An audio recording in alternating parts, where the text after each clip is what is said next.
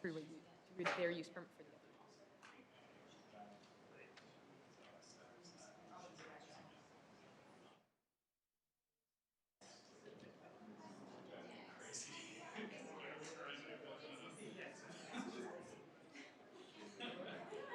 on here.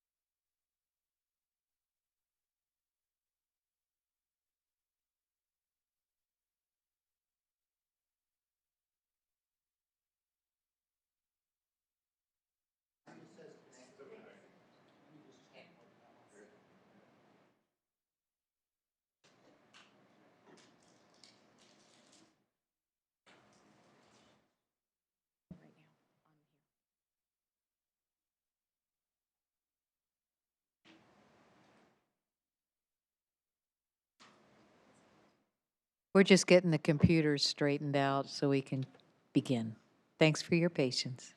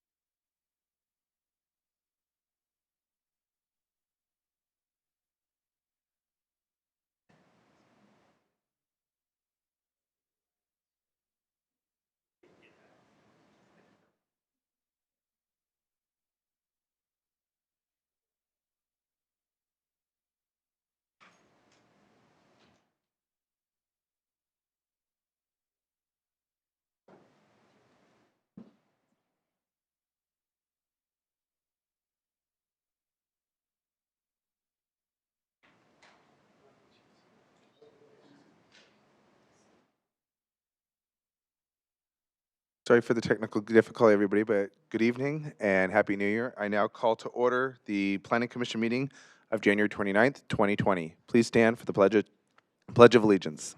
I pledge allegiance to the flag of the United States of America and to the republic for which it stands, one nation, under God, indivisible, with liberty and justice for all. Please still stay standing for the statement of values. As we gather, we humbly seek blessings upon this meeting. May we act with strength, courage, and will to perform our obligations and duties to our people with justice to all. Let us seek wisdom so that we may act in the best interest of our people, our neighbors, and our country. All this we ask so we may serve our community with fairness and respect, putting their needs before all. Thank you. You may be seated.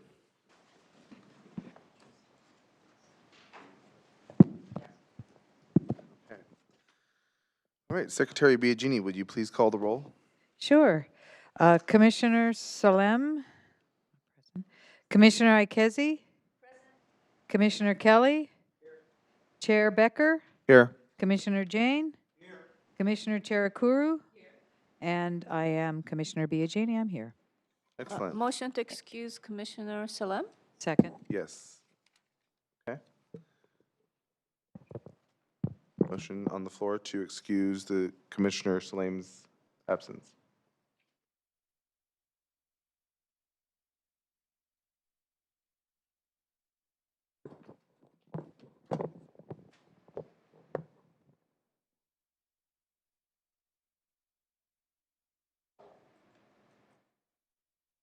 And that passes unanimously.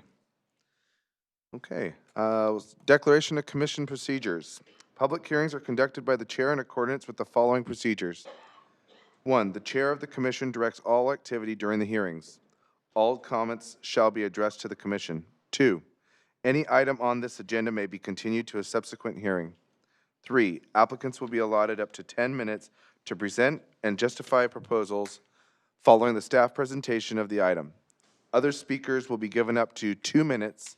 The applicant is allotted up to 5 minutes for rebuttal of comments. Number 4, no additional comments will be accepted upon the close of the public hearing, although the commission reserves the right to direct questions to any speaker on any matter. 5, special procedures and time limits may be applied to any items as prescribed by the chair. And finally, 6, appeal of commission actions must be filed in writing within 7 calendar days. Copies of the current agenda and staff reports for each of the items on the agenda are available from the Planning Division office the Friday afternoon preceding the meeting and available online. A copy of the agenda packet is located at the table near the entrance to the council chambers right up front. Continuances and exceptions. This part of the meeting allows for applicants, members of the public, or other interested parties to request an item to be 1, continued without hearing, 2, withdrawn, or 3, taken out of order. Are there any requests, applicants, the public, or the commission for a continuance or exception for any of the items on tonight's agenda? Seeing none from the commission or the public, we will now move on to the consent calendar. The procedure for the consent calendar is as follows. Consent calendar items may be enacted, approved, or adopted by one motion unless requested to be removed by anyone for discussion or explanation. If any member of the Planning Commission, the staff, the applicant, or a member of the public wishes to comment on a consent calendar item or would like the item to be heard on the regular agenda, make this request now. Items listed on the consent calendar with associated file numbers constitute public hearing items. Is there a motion to approve the consent calendar? I so move. Second. Okay. There's a motion to approve this consent calendar. Motion by Commissioner Jane. Excuse me, Chair Becker, we just want to clarify that there is one revised condition for the item 1B. And Okay. that's on item C7. We just have an expanded version of the condition that would allow these, basically the distribution and packaging and sale for off-site sale during regular 24-hour operation. So just the retail component would be the restriction under the use permit. So Okay. just some clarifying language. Okay. Anybody opposed to that or want to bring that up? Could you say that again? You said 24-hour sales? Yes, because the warehouse basically will have alcohol in it, but it'll be for, basically for distribution through the mail or through a UPS service, something like that. So the Okay. retail component will be open during the business Okay. hours in the use permit, but the distribution and repackaging will Oh, okay, happen got it. on a 24-hour, up to a 24-hour basis. Thank you. Anyone on the commission want to discuss that or anyone from the public? Commissioner Ukezi?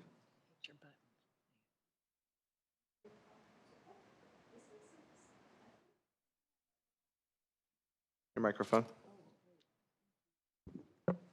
I'll have our project manager, Rebecca Bustos, respond to that. Oh, thank you. Consent then? So the So sh- business is primarily a warehouse, which would house different types of alcohol, and it would be for delivery purposes. So my understanding is that this is a derivative of Amazon, so it would be deliveries to people's homes directly from the warehouse.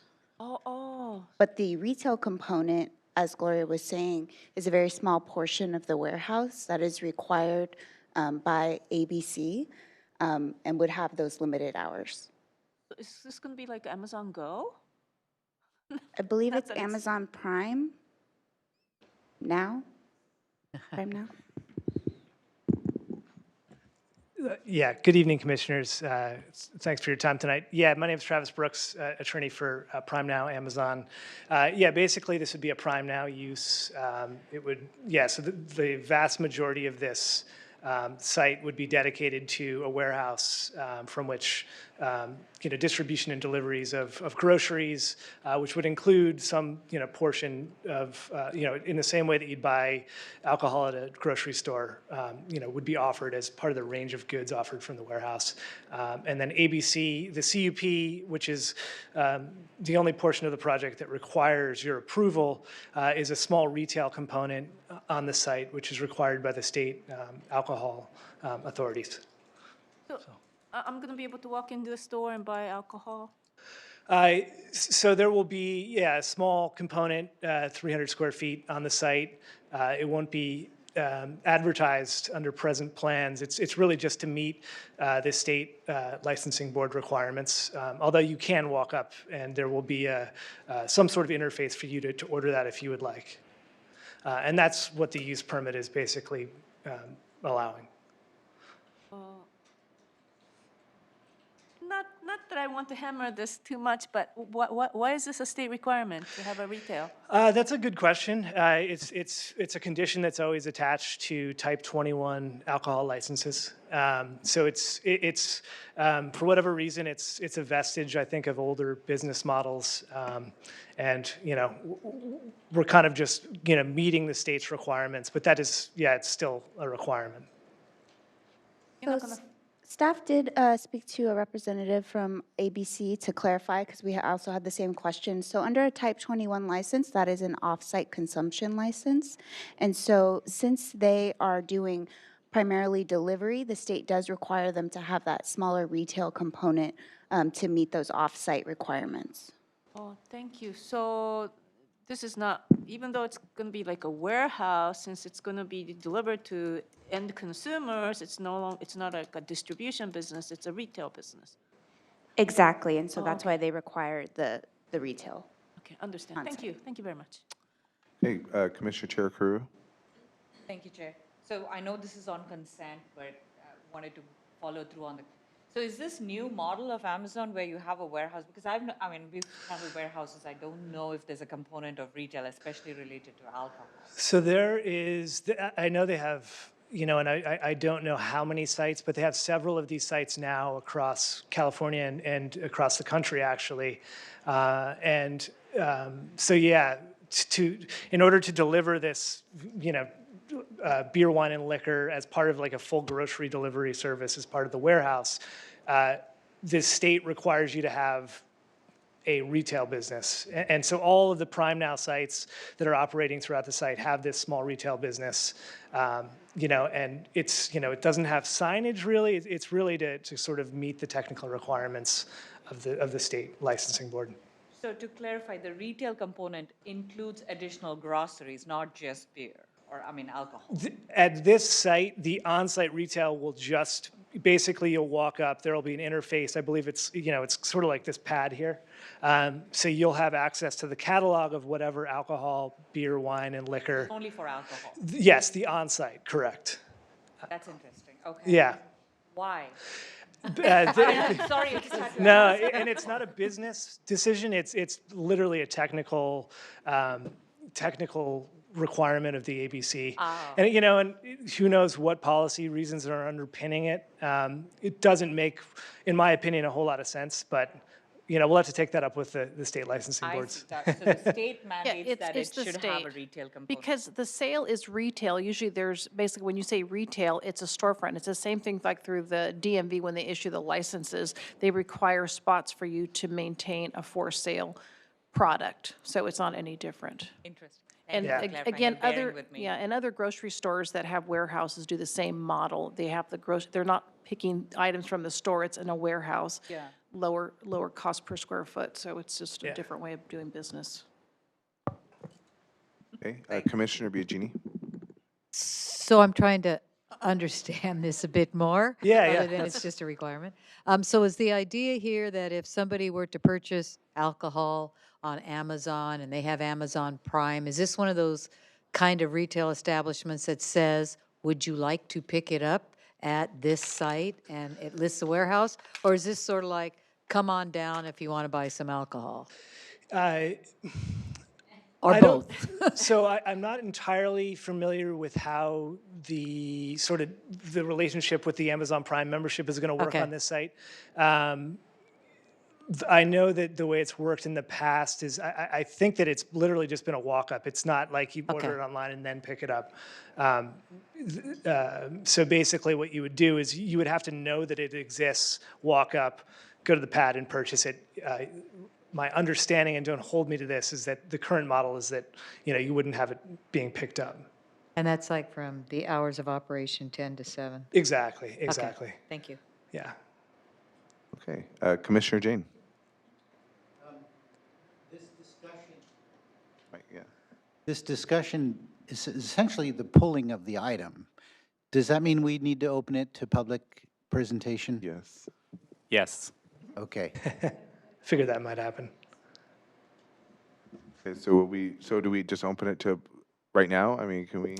If your questions are finished and the applicant has nothing else to say, then it would be appropriate to ask the public if they have any comments. Okay.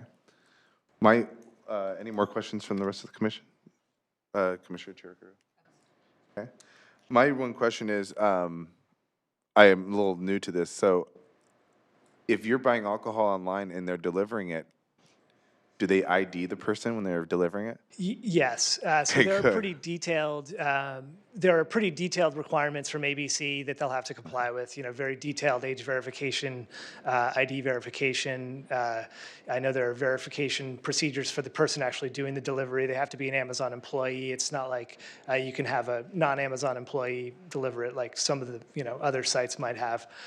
So that'll all be dealt with pretty strictly with ABC. And then also, I think the way the city does it is the city police department will also have some input and make sure it meets all their requirements. So it's all, pretty well regulated, thankfully. Okay, cool. Any happy hour? I'm kidding. Thank you. All right, let's go to the public. Anyone from the public have any comment on this? Seeing none? Motion to close public? Okay, Second. we have a motion to close the public hearing by Commissioner Ikezi and seconded by Commissioner Kelly.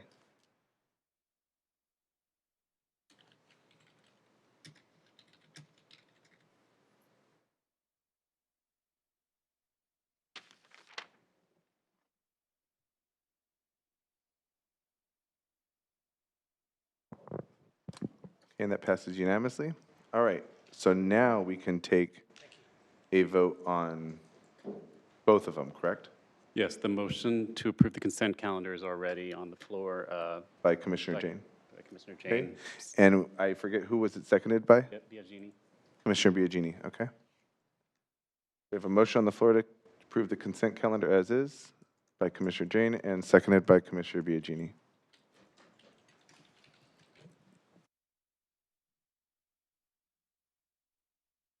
Go ahead and cast your votes. And that passes unanimously. Congratulations. Thank you. All right, we will now move on to,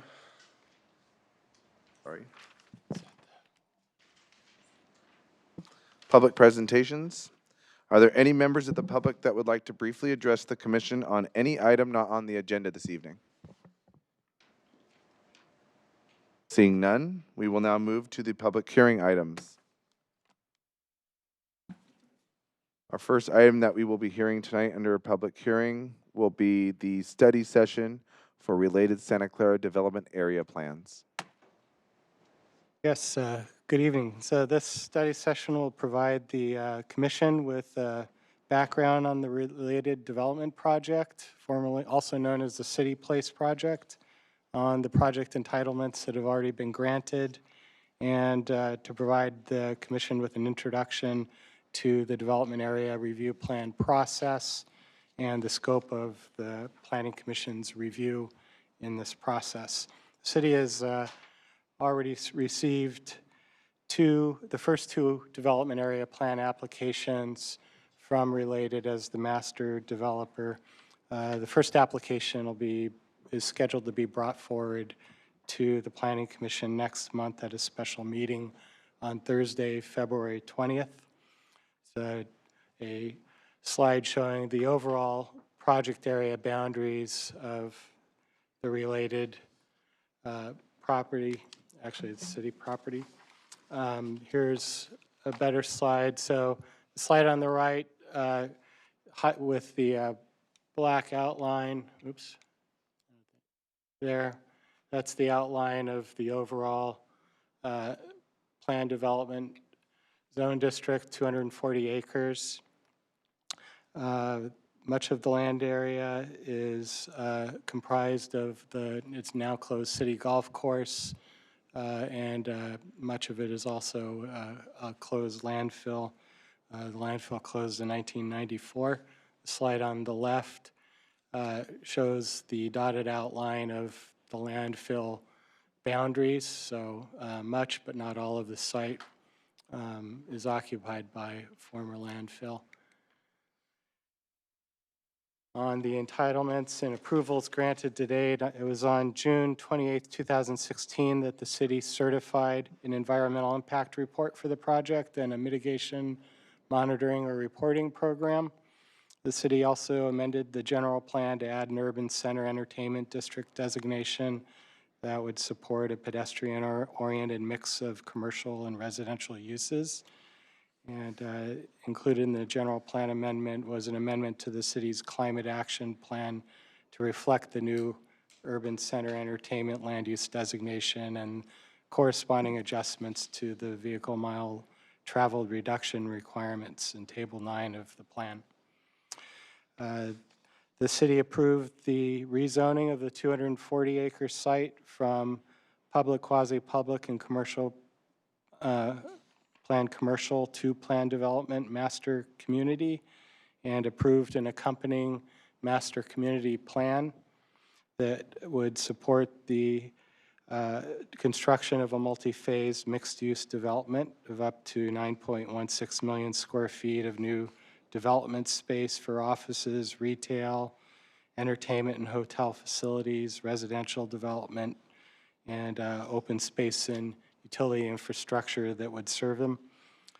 The city approved a disposition and development agreement containing lease conveyance terms, including a ground lease conveyance provision that would take effect upon approval of the first development area plan. The city approved a development agreement which vested the entitlements for up to 30 years and requires a minimum 10% affordable housing provision for the units developed, as well as established terms for payment of city and regional fees. The illustration, the aerial and map on the right, shows in blue and red toward the bottom left corner of the project area the first two development area plan application. So the city has received. The lower one in blue is the Phase 1 Parcel 5 application that will be brought before the Commission for hearing next month. And just above it is the Phase 2 area shown in red.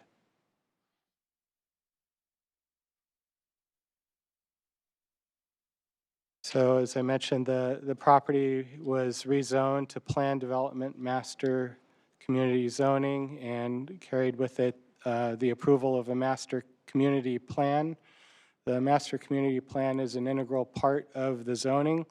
It establishes the more specific development vision and development standards governing the construction and development of that particular development area phase. It includes minimum and maximum number of dwelling units, minimum and maximum non-residential building square footage, standards for open space, infrastructure, and signs, and also for each of the specific development area plan phases, more specific standards for building setbacks, coverage, and for parking as well. Here's a flow chart of the entitlement process. So we've gone through the top four steps, the general plan amendment, climate action plan, the approval of the master community plan, and the PDMC zoning. We're now at the development area plan step. And following that, there would be a second step for architectural review of the architectural materials, leading then to follow up with tentative map applications and then ultimately building permit applications. So the process for review, the resolution adopting the MCP also adopted special procedures for the submittal and the review and approval of these development area plans, and that's contained in Appendix C of the Master Community Plan.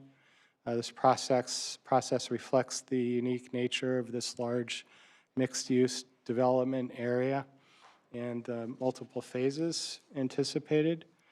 The project has undergone some review by the city's Executive Project Clearance Committee. And under these development area plan procedures in Appendix C, as I mentioned, architectural materials can either be approved with the initial DAP application to City Council or at the master developer's option, may be submitted later to the Community Development Director for review and approval.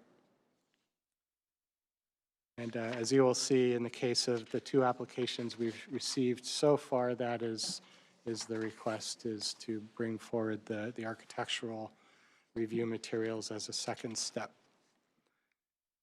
Here's an overall flowchart process of the development area plan review. It's got three major steps to it. The first step on the left column is the initial submittal and initial review by the city, leading to the center second column, where the city does a more detailed level of review by the Executive Project Clearance Committee, and then leading to the right-hand column, where we are now entering the public hearing review process for the development area plan, at least for the first phase that we have right now. The contents of the development area plan include conceptual site and block plans, building and open space plans and diagrams, street design and infrastructure details, conceptual building elevation renderings, as well as development data tables detailing uses. So under the adopted procedures, I've done it.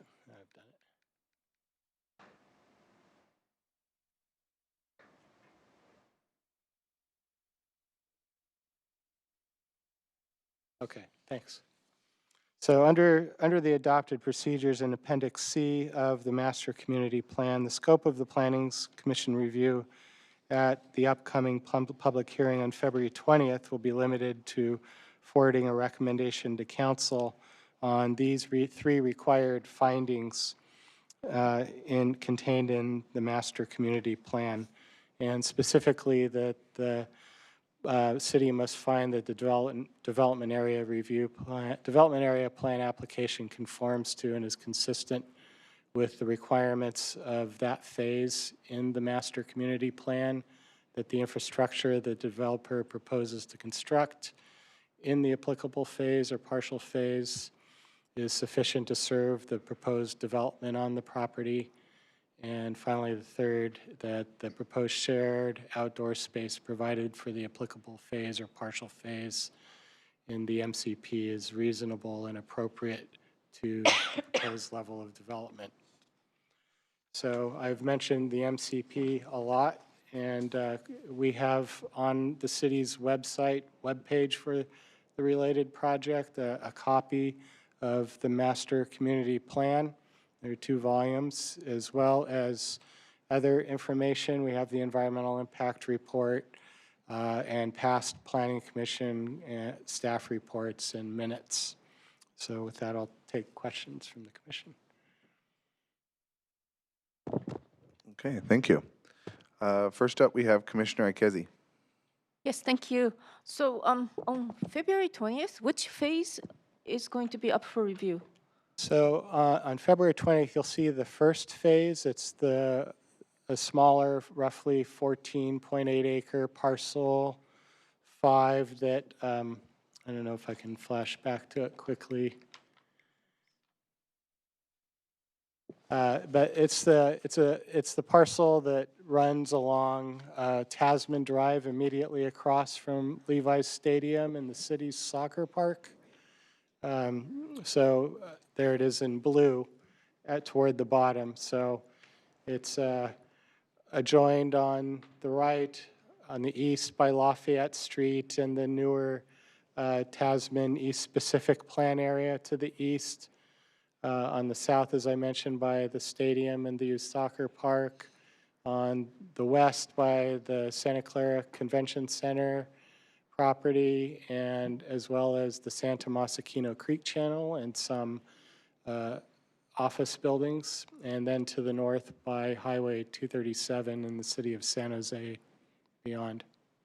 Okay, so this was 4 years ago, so I have to remember this. And many of the commissioners who are here weren't even, around. So maybe it would be helpful to have a little bit of a refresher. So the blue segment that we're going to be that's going to be up for approval. What's in it again? Is that where like the hotel and the retail? Yeah, so that's where you'll see a land use, some site plans containing proposed conceptual building footprints and planned uses on those properties. You'll see in the master community plan document, and I have the volume 1 here. It's about 260 pages. Each of the blocks has specific criteria for development, and so there are 3 blocks along Tasman Drive with plans for street infrastructure between them, and along the north border with a relocation of Stars and Stripes Drive. So you'll see some conceptual plans, and then you'll see some tables with some conceptual, with more specific information on planned square footages and uses and number of units. Okay, so I remember that when we reviewed this in 2016, I remember seeing like, the plans for retail space and the hotel. So what's different between what we saw back then and what we're going to be reviewing in February? So this is an updated, more refined version of those site plans, and you'll also see the parking plan that is proposed, Okay. As well as the parking ratios. So if we were to approve this or recommend to the council to approve, and if the council approves, then that's the plan that the related is going to use to actually start building? That would be the first step, and let's see, I think we have related here, and as well as our legal counsel can maybe answer to that more. I do want to just kind of add on to kind of set some, and I think our planner, Jeff Schwolk, went over this, but just there is some uniqueness with this particular process, and we tried to show that through the process chart. But specifically with the DAP or the DAP, really what we're getting to is a level of conformance to the MCP, this 250-some page document, which we're drilling down on each individual block to make sure development standards are being adhered to and everything's really in conformance to the MCP. The applicant has an option, at their option, whether or not they want to move forward with their architecture with the DAP, or if they want to come in with a later submission. So they've indicated to us they are interested in moving the process along because they're ready for the DAP, but they're still working on the building architecture. So that's not what's going to be talked about or analyzed on February 12th. February 20th. Thank you. So I just wanted to provide that additional level of clarification. You won't be actually approving the the physical buildings themselves, but rather the continual refinement of the MCP to a block, to recognizing that parking and massing and the square footages can work. We're continuing to drill down to eventually get to a building permit.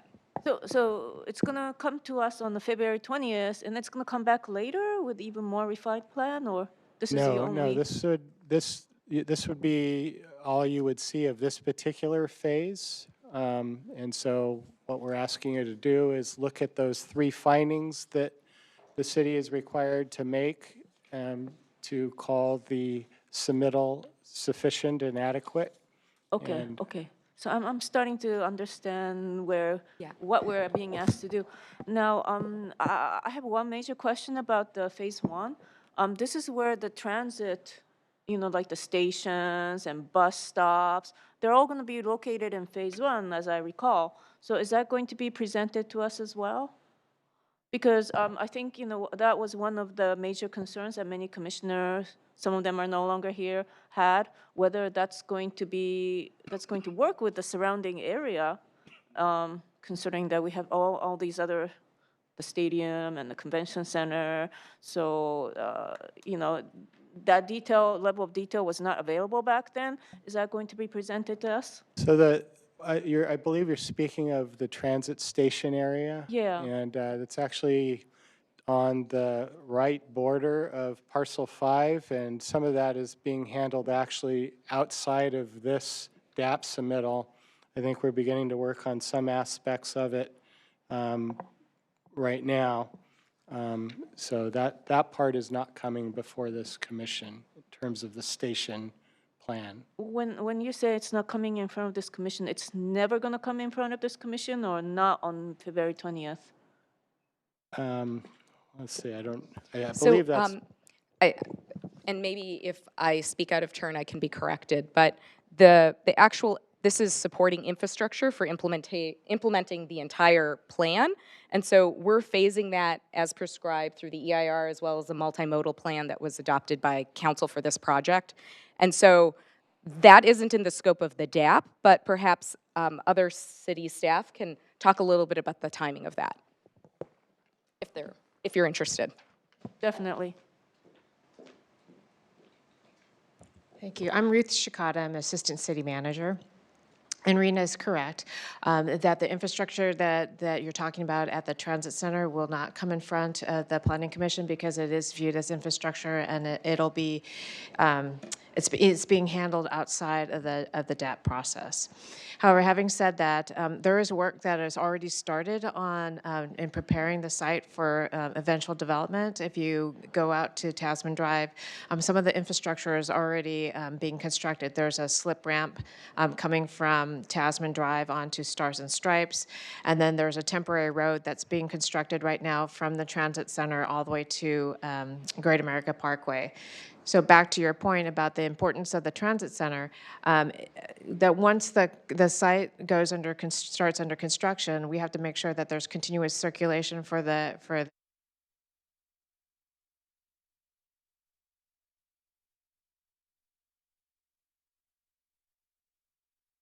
this infrastructure work is being forwarded in advance of the actual development itself and is under construction right now. So the transit station development plan has already been approved? No, so what's happening, that there are some improvements that are being made to the transit center that'll help the circulation and allow for additional stacking. When you say transit center, you're talking About the the train station. Ace train station? Yes, the Great America train station. There's also a study that that VTA was very interested in and moving forward, and that is $500,000 that's being funded by the project. That study will look at very long-term improvements to potential improvements to the train station, and that work has not started yet. But so there'll be interim improvements that will allow for better circulation, better access to the train station under its existing condition, and then there'll be a study that will be undertaken for a long-term look. But that's going to be in phase 5 part of this property. The actual improvements themselves? Yeah. So the improvements are for a grand vision for the station, or it's actually it's undefined because we don't even have a study yet. So the study needs to start, and then then VTA and others will look at what that train station wants to become, and then the next piece then will be, well, how is that being funded? So what the project is doing right now is trying to make as many accommodations as possible for potential change to that and improvements to that train station. So for example, the project had to make some changes to allow for some double tracking in the area. That double tracking project has not been funded, but yet from a physical perspective, trying to make some allowances to allow for that to happen if and when that project becomes funded. So that's what the study is going to take a look at. What is the vision? And then the next step will be from transit agencies is going to be how are they going to fund it? The developer is required to fund just the study and not the improvements necessarily for the station, because it can be quite expensive. So is that the city's purview, what gets built? It'll be, I think it'll be probably be a joint decision, in part because the transportation agencies, the transit agencies own the track, and the city owns a lot of the area just outside the platform area. So we're going to be working collaboratively as the study progresses, and then as we look into the future. I remember that bus transit was also a major component of the public transportation coming into the related project. Is that going to be part of the phase 1 consideration? So the shuttles, I think of them as more of a shuttles right now rather than buses. When I think of buses, I think of the big buses like on El Camino Real. BTA buses. Yes, but there are shuttles that also, VTA does operate some of those, the smaller passenger shuttles that take commuters from the station to other locations or to employers. All of those shuttles are being accommodated for during the construction of this. Those are some of the improvements that need to be made in advance of the development of phase 1 in order for the continuous service. So those are some of the transit improvements that What you're Rena was talking about right talking now about. is an intermediate improvement, not the long-term improvement. Correct. Okay. Now, whether it's intermediate or long-term, phase 1 is going to include all the retail that hopefully drives a lot of traffic, and we don't want everybody to be driving there to see the movie or go to the hotel. We're hoping people will take advantage of the public transportation, and we want to make sure that there's a good circulation and connection with whatever public transportation we're going to have on that area with the phase 1, because that's going to be a huge. The other phases are offices, and we don't even know what's going to get built. Phase 1 is we definitely want to make sure that there's going to be a good circulation and good access between the bus station and the trains and those retail hotel complexes. So are we going to have an opportunity to review what's going to happen with that? So the plan for phase 1 will come in front of you, so that's the development area plan. And I just want to be clear that the development area plan for phase 1 is basically the Tasman lots. So what we would call the Tasman lots, the dirt lots that are in front of the stadium right now, the stadium uses to park, and then moving just a little bit beyond that. So Stars and Stripes, and then and like where the fire station is, and then the golf shop and David's restaurant. So so that's the area. So it's not going to be the full. It's not going to be the phase 2 has a lot of the retail in it, the movie theaters and those kinds of things that you're talking about. So I just wanted to be clear about the differences between phase 1 and phase 2. But what you'll see when the DAP comes forward will be the area plans that include some conceptual understanding, so that you'll understand how the network is going to work. So that there'll be, so that you'll see where the roads are, a conceptual understanding of like how wide those roads are. It won't be I think part of the reason why we wanted to have this study session with the commission is because the level of detail will be different. This process is different than what you are used to. So wanted to have a chance to just talk about what you might see or what you will see come February 20th in advance of actually getting it, and then not having a chance to dialogue about it before you are asked to evaluate it from the dais. So where is going to be so what's going to be in phase one, and where is going to be the transit station that we're talking about? Where exactly are we? Because, I mean, after we build phase one, and once it's built out, where are we going to build the station that we're talking about? So I think that you'll see some more of those details when the DAP comes forward, and then it'll be In February, you mean? it'll be presented to staff, so you can see the whole picture.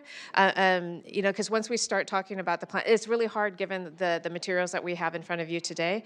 But when the DAP comes forward, then you'll see how the plan is going to work, and then I think that you'll have a better understanding of the relationships between the phase one and the surrounding area. So we actually intentionally, just to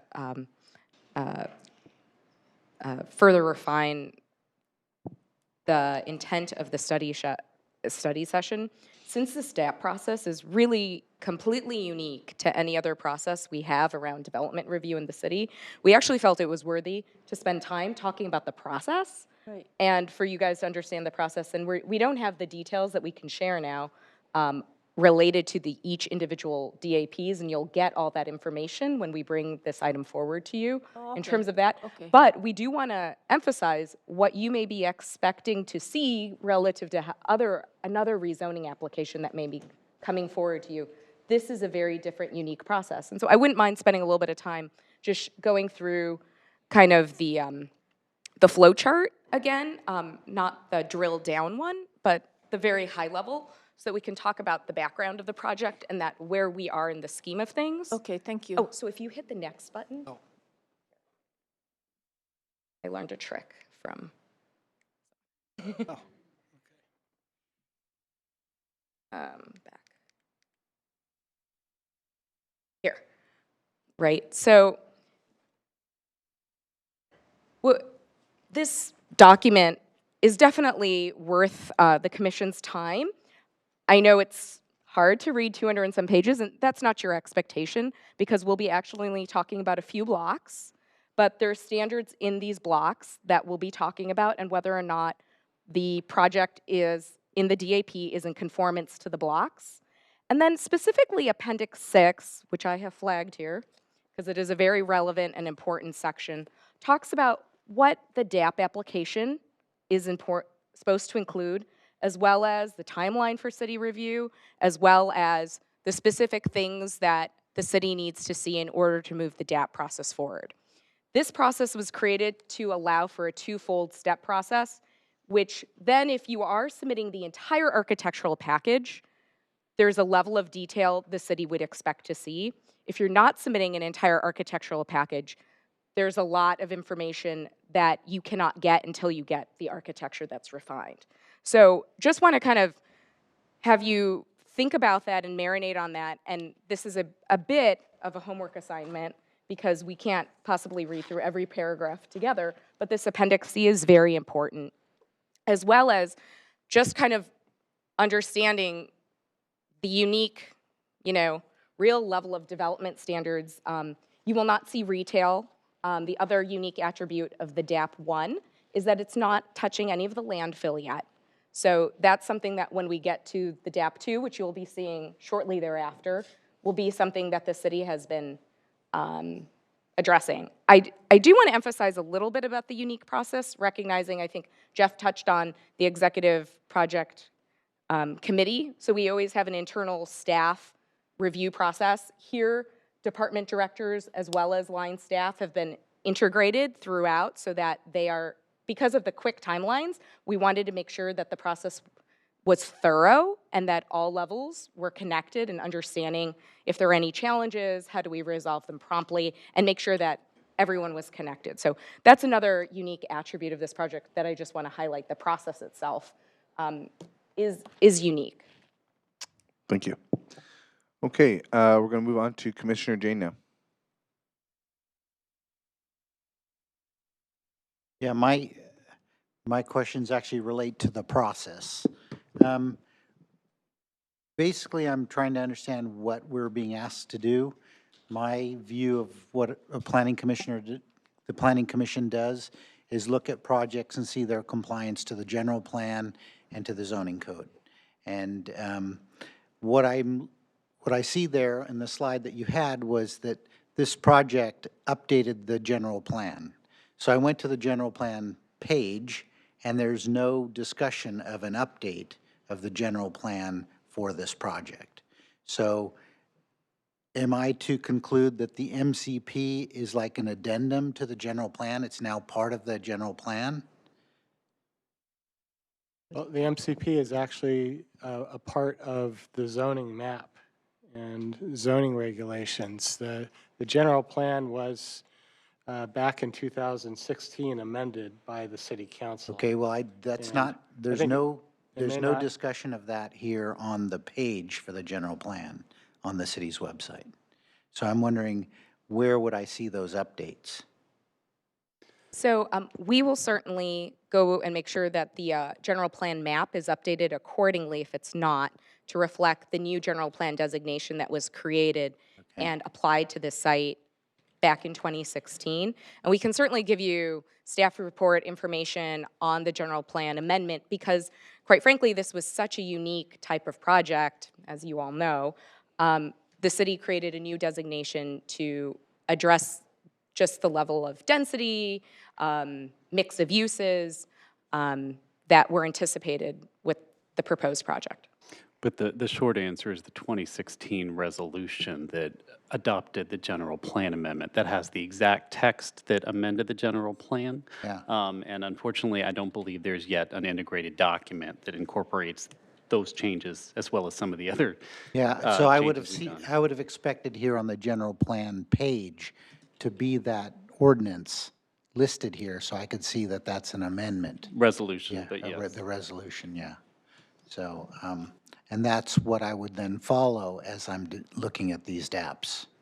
So, my other question here is, a number of things have changed since this was adopted by the council, and will each DAP be subject to our new REACH codes, to the new Title 24 plans, to our new updated climate action plan?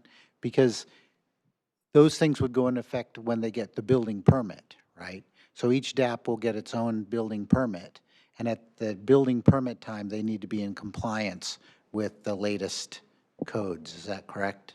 Okay, so in terms of the building codes, yes, the time of application of a building permit and before issuance, they are subject to all the codes that get adopted.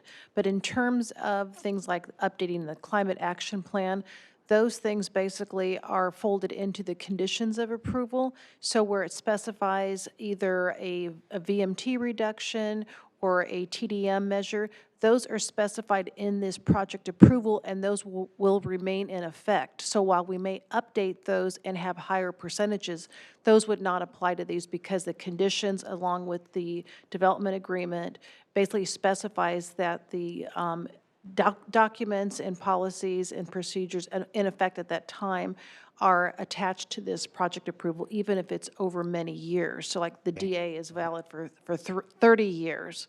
So those conditions apply throughout the life of that DA.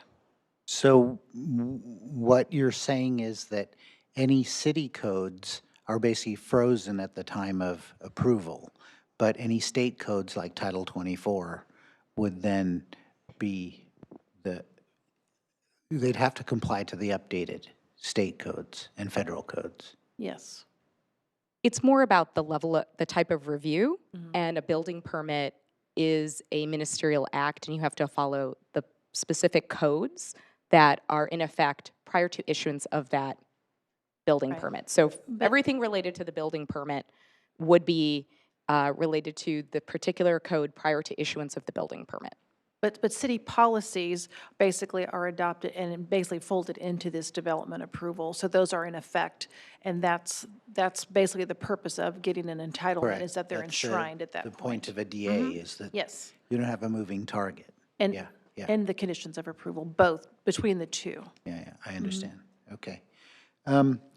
In the packet that we got, there's reference to a EIR amendment, and I noticed that in there, we're going to see the EIR amendment on February 20th, but there will be no pre-release of that to the public or to I us. believe that was an addendum, so. That's an So the addendum. addendum really is more of a clarifying document, basically to confirm consistency, because there may be some change to the plan. But as long as that means that there's no additional impacts identified and no additional mitigation measures. So there's not any pre-release requirement for addendums under CEQA. There's no since- public comment period No, or anything. they're not subject to, right, exactly, to public comment or response to comment. That doesn't preclude us from responding if we get questions about it, but it's just not required under state law. So we sort of recently adopted this thing where a city architect would review the architecture of large projects. And I'm wondering, is that something that this would not be subject to because there's the DA for the whole Correct. project? Yes, so that code basically hasn't even been adopted. It's had its first reading, the revisions, but that process would be for anything going forward on the effective date, which I believe is about, is it 30 days from now? Yeah, and I just want to clarify a little bit about this because I know we use the term architecture review Yeah. for both this as well as the city process that applies to everything else. Our architectural review process is a function of Title 18. This architecture review process was specified in our MCP process, which is different than what's in Title 18. So what is relevant to Title 18 isn't necessarily relevant unless it was part of the MCP, and that was not a part of the MCP approval. Got it. Okay. And my final question is that I believe that the related project is funding a full-time staffer in the planning department. Is that correct? Related is working with city resources. We are, for DAP 2, utilizing a contract planner. As you know, Jeff is our full-time staff person, and he is not being supported through Related. However, because of the amount of work and time, it's really more just the focus time for the DAP 2 review process. We are going to use contract staff for support. There will still be management oversight, full integration, but we'll be getting some additional support for that. Commissioner Jane, I think you might refer to the priority project manager that was indicated to be correct. hired, and that is actually, we do have that person here, and Okay. so that position was hired and is working through the city manager's office. Okay, thank you. Okay, next we have Commissioner Cherukuru. So I have related questions to the related project. So when the DAP was and the MCP in the process where it talks about the flow chart, Planning Commission recommendation hearing, and it only lists these three, of which I still have questions, where the infrastructure is something that we still opine on. But it specifically calls out without architectural materials to go directly to City Council and Community Development Director as the review process. Is that what was agreed upon at the MCP? I mean, based on Yeah, design guidelines If I being can just approved? explain, right, the PDMC is really a component of the PD ordinance, and it's a subset of that ordinance. And so what it does is, it is a very unique process to where, and it really applies, there's a minimum standard of 25 acres or larger, because basically the development as a whole is divided into geographic areas. And because it's usually applies to a very large project, there are specific standards that are developed for each DAP that are unique unique architectural standards, nothing to do with what the city has adopted. And so under that process, it's supposed to be, again, the more detailed document in the DAPs allows for that process to be handled separately, but it also gives some leeway, and it actually does not require a formal architectural review. So in some instances, the council has proceeded with following that ordinance tenet. Other times, it has asked for architectural review. It just depends on what the council's action is, but under the PDMC ordinance, it does not require architectural review, so they can come up with the development standards at a later time or materials and just have the general concepts in each DAP. And if I can just, because I think this Appendix C will be really useful to everyone, that does specify it's the applicant's discretion to decide how to proceed with the DAP submittal, whether it includes architecture or not. So that was something that was commemorated when the MCP was adopted. So again, I'm walking in cold to MCP. Does the MCP include design guidelines or prescriptive levels? So how does public or anybody get to even see, short of just the city council versus administration looking at the finishes, and not even having the process of the new architectural review process kick in, even with an architect review? It completely sidelines any possibility of opining on what we actually see and perceive. Land use is one. I'm driving on the street is the actual reality that I see. So how is that gap ever going to be reconciled?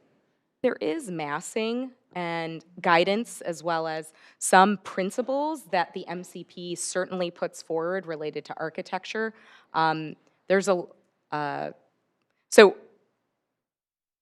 260 pages are relevant to each block and the unique characteristics of that block, recognizing there was also a level of flexibility anticipated, knowing that this was going to be a multiple phase project and not every block could be prescribed at the time it was developed, but there is certainly guidance, principles, intent, massing.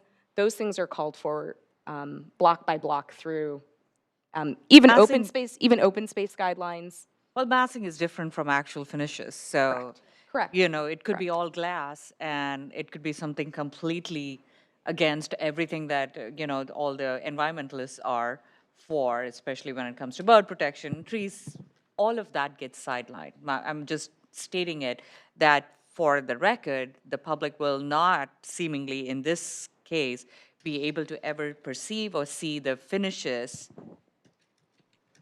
related to this project. Right. So I just want to address the EIR, all the mitigations, all the considerations that were anticipated, because you were referring to bird strike and glass and those kind of considerations, are still in place. The aesthetic, sensibilities, that is not necessarily something built into the process, right? But we are certainly absolutely going to, in terms of public comment review, that sort of thing. But certainly the environmental impacts, the overarching principles and massing, all of that. And I think what's interesting, and we want to emphasize this, we're certainly trying to put this in a very transparent way, is this process is very unique. It is not like any other process that we have. It was something that was anticipated and explicitly approved through the master community plan. So we actually today really want to hit home on that, because this is a very unique process, and even as a staff person, it took me a while to kind of wrap my brain around this. But we do have to rely on this approval from 2017 of the MCP and EIR from 2016. I mean, there's going to be several years in the making to bring this multi-phase project forward. And I've seen several multi-phase projects, so don't get me wrong, I do. But your statement was a contradictory, right? It's unique, but it's not fully transparent in its full intent that the process and the project is transparent. It's unique, transparent, that the process is unique, but it's not that the project is going to be transparent enough. Just to clarify, I was speaking about how we're trying to be transparent about the process. So I get it, but to- it just begs so many other questions. Why was this done in such a unique way that you redeem all potential public input on something that impacts them 30 years from now, 40 years from now, it's going to be there, and you're taking most of the actual tangibles. Land use, I've seen this, I mean, it's land use. I could do it in a general plan, it's a Bible, okay? I can see that we're talking about infrastructure, and that's my second question. The infrastructure, I mean, when we say the infrastructure is already going, but that's something that the Planning Commission is supposed to actually say, is this sufficient in phase one? But we haven't seen any of the infrastructure leading to it. I mean, there's a gap. So I'm hoping that the February 20th talks to the infrastructure, not just in this phase, but if it's coming. So the last question potentially is every phase going, or every DAP subject to Planning Commission review? Okay, so this is just the phase one, and it has, and I looked, and just for context, I'm looking at the project that Related has on its website more so, because that seems to have a lot more information about the project. And definitely there's media coverage left, right, center on this project, but it seems like it's blindsiding completely Planning Commission because the study session is very limited. It doesn't give the full breadth of what happened in 2016. I'm not speaking to any side. I'm walking in cold as a common perception on this, but it really seems like February 20th, we get to look at if the MCP, and I'm going to look through the document, if the project abides by MCP and that's it, but nothing of real substance is going to come to it, other than the three things, which is, does it conform to the MCP? Question one. Infrastructure is sufficient. I'm hoping we have a robust discussion there, and whether the proposed shared outdoor uses are sufficient, you know. That's like the tip of the iceberg. So I'll end my comments there. So what you're trying to say, I think, is checks and balances. Yeah, I mean, here we're talking a project that's 30 years in the making with complete different politics behind all of it in the future, but there's no real substance to say it will come in these phases. It will come at different layers. It goes directly to the community development director for all architectural finishes. And massing is massing. I mean, height 85 feet, how do you perceive it? Massing is. Yeah, we understand that. And just, I would not presume that you're not going to get enough detail. The MCP is fairly detailed, the DAPs will be detailed enough. The other reference you can see is basically Rivermark, that was a PDMC, and it was handled exactly the same way. There maybe was a little bit variation, but that was like one of the first ones that was done. And so that's a very successful project. And I think sometimes as a project of those scale, that magnitude, is very difficult to try to take every last piece and try to analyze it. And quite frankly, if it's open to public review continuously and every aspect of it beyond when you see the broad details that are provided in the MCP and the DAPs, it's sufficient enough to render a decision. Really, there's enough information in there. Otherwise, it can be continuously bogged down and it would never get out of the gate. And they're interested in constructing in a reasonably timely fashion. So that's why we're moving this ahead. Understandable. Then I would have expected the study session to have more substance on the actual, at least hitting, this is the massing, Well, this is the aesthetics. But we will do that when we give you the DAP. All we're doing is, this evening, is to let you know is what you'll be anticipating on the 20th. So you will see those details. You'll Okay. have sufficient time to analyze that. And there will be, because the MCP has actually quite a bit of detail on basically what the streets look like, the overall concept, the designs, and again, the developer is going to provide a lot of kind of, public relations and kind of general concepts, and that's why maybe you'll see a lot more images there, but you'll see more detail in terms of each specific area plan. And you'll get an opportunity to weigh in on those specifics for a very set, limited geographic area. So I think you'll be comfortable once you do see that. That's assuring. Thank you for So that. just to, off of what you were saying, for example, Rivermark, one of the issues out there right now is is parking is one of the problems. That's something we didn't probably see back maybe, I don't know how many years before that. So is that kind of the similar situation where we're going to have the opportunity maybe here, like, for example, you're saying if it's going to be glass right there, they're saying it's going to be glass. Well, maybe all 7 of us here don't want glass right there, and we don't think that's going to work for the city. Do we have that opportunity, or is it pretty much set in stone, like, this is what it's going to be as, and it's just being transparent, saying, this is what it's going to be, you don't have a say, approve it, and move on? I'm trying to be transparent Right. as the same time, because I'm trying to understand it as well, because I have a lot of questions on where, it comes down to, landfill issues, and where do those questions come up at? Yeah, all of those issues really dealing with the landfill and basically appropriateness of land use, the densities, all those things, those decisions have been made. So I think it's just important to understand that. Okay. The next phase is basically you're finding consistency between more smaller portions of the overall 240 acres and whether or not the DAPs, the development area plans, conform to the broad concepts in the MCP. So dissecting those issues are really not up for debate. It's just important to keep in mind that you're looking for consistency now for the look, the feel, the context of the infrastructure to support the development that would be built in those specific areas. That's what you're looking to do, not really litigate the entire development approval again. Commissioner Biagini? I think a lot of my questions have been answered by the previous commissioners. As Yuki mentioned, I happen to be one of those folks that wasn't here way back when, and I think a lot of my questions were answered by Commissioner Cherukuru that I already had. So I'm going to just kind of cut to the chase. I recognize this is very large, very complex, a lot of moving parts, but as I understand it, there was a lot of, I'm not sure the right word, discussion, perhaps a assessment or a consensus previously with the Planning Commission. So I have a follow-up question to this, but was there some sort of consensus reached on the Planning Commission on this subject prior? Although I don't know if it was just a conversation. I mean, so I'm trying to understand. Well, With respect to the MCP. yeah, I don't have the history offhand in mind. Somebody in the audience might hear.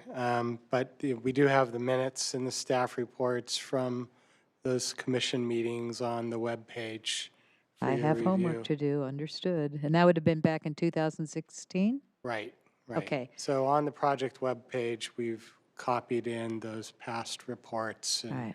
you'll see a link to the environmental documents as well. And the 200-plus page report, that's also on the website? Yes. Okay, I certainly have my homework before the study session on the 20th. So then let me see if I can just collapse all my questions into one. As I understand it then, what we are looking at or being asked to look at today is on a macro level. Does it meet the master community plan, the MCP? And pardon me for perhaps not having enough of that history in me, but my question then becomes, are there portions of the master community plan back then that have changed in a way to make a major difference today? No, okay. Well, that's important to me, because if that was something that generated a lot of discussion before that I wasn't around for, and recognizing that I have, my God, a huge amount of homework to do, that's okay.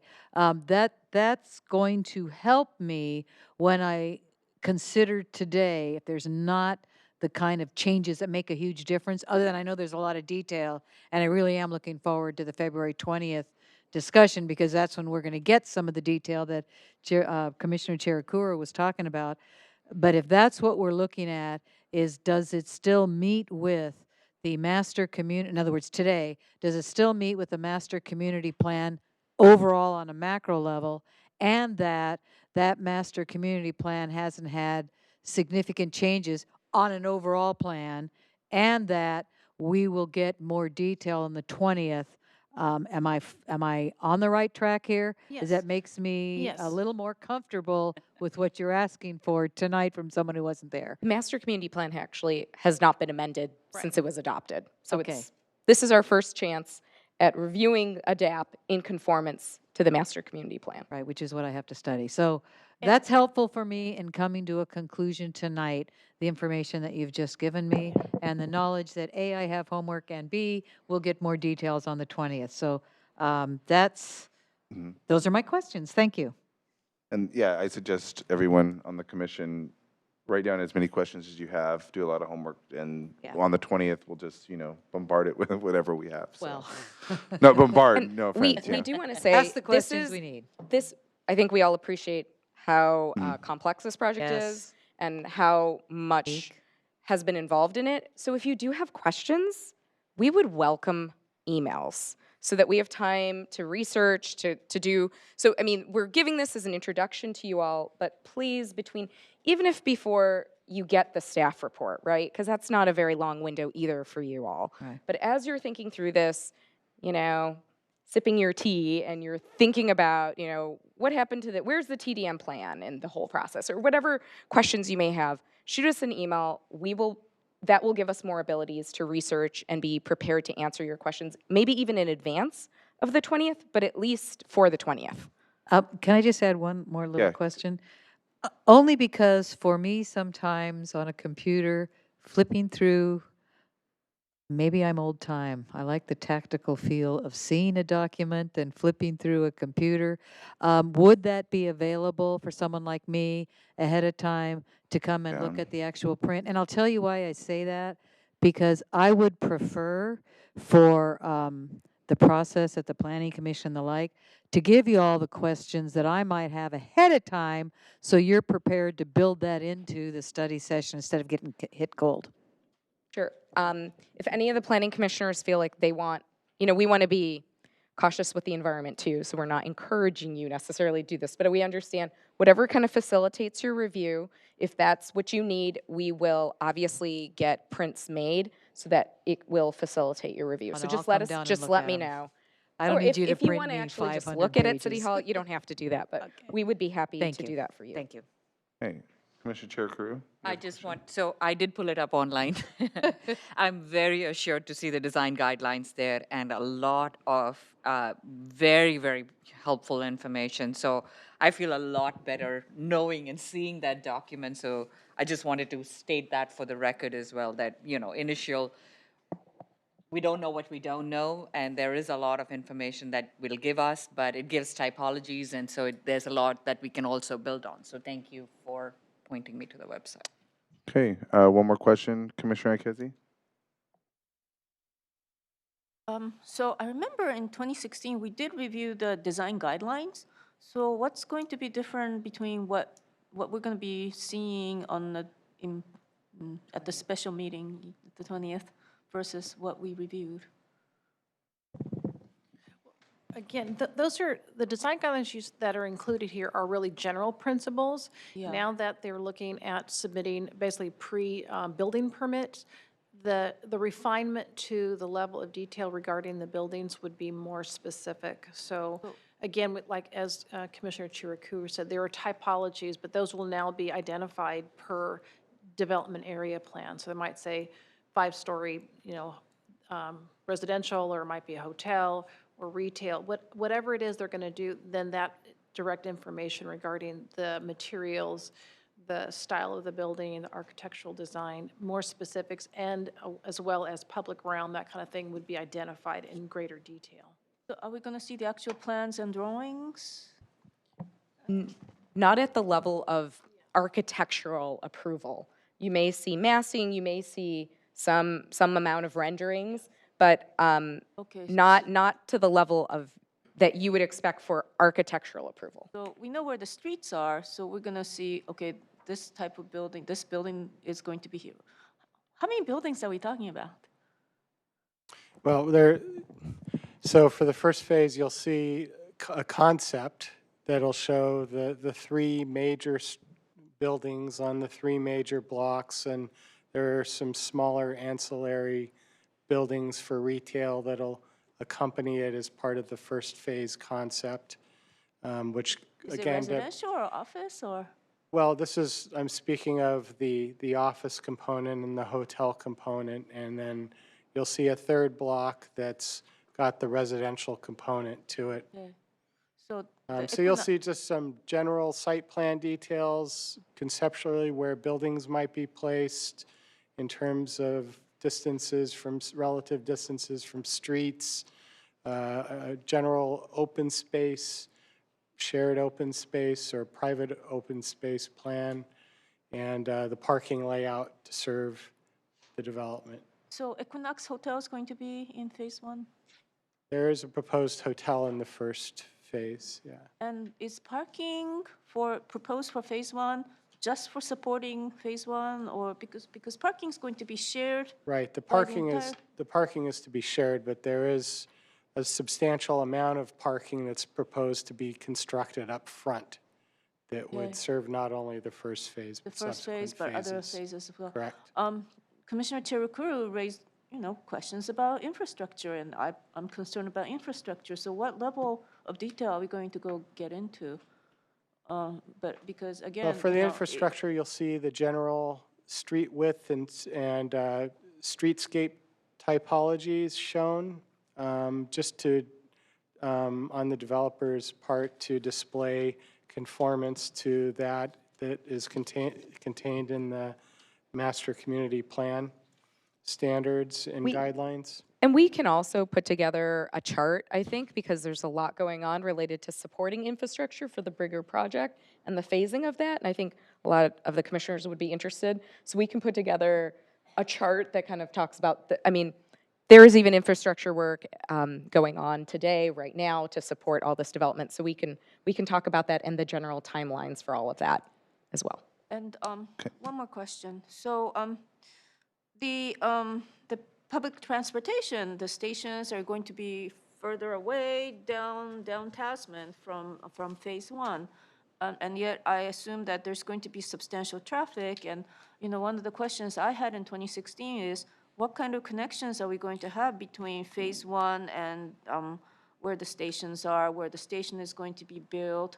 Are those questions going to be addressed? I mean, is that the future connections to transit, is that being incorporated at this phase? So that's not part of the DAP. That's actually part of a plan that I think the city council already approved related to the timing of some of this multimodal improvement work. So we can share more of that information with you as an FYI, but it's not part of the DAP application.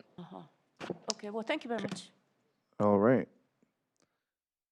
Seeing no more questions from the commission.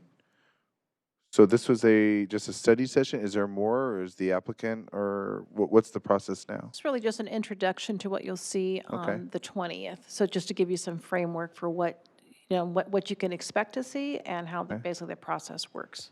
But Right. go ahead and just check to see if anyone wants to speak. Okay, so anybody from the public like to comment on this? Seeing none, is there a motion to close the public hearing? Second. Second. Okay, motion made by Commissioner Kelly, seconded by Commissioner Jane.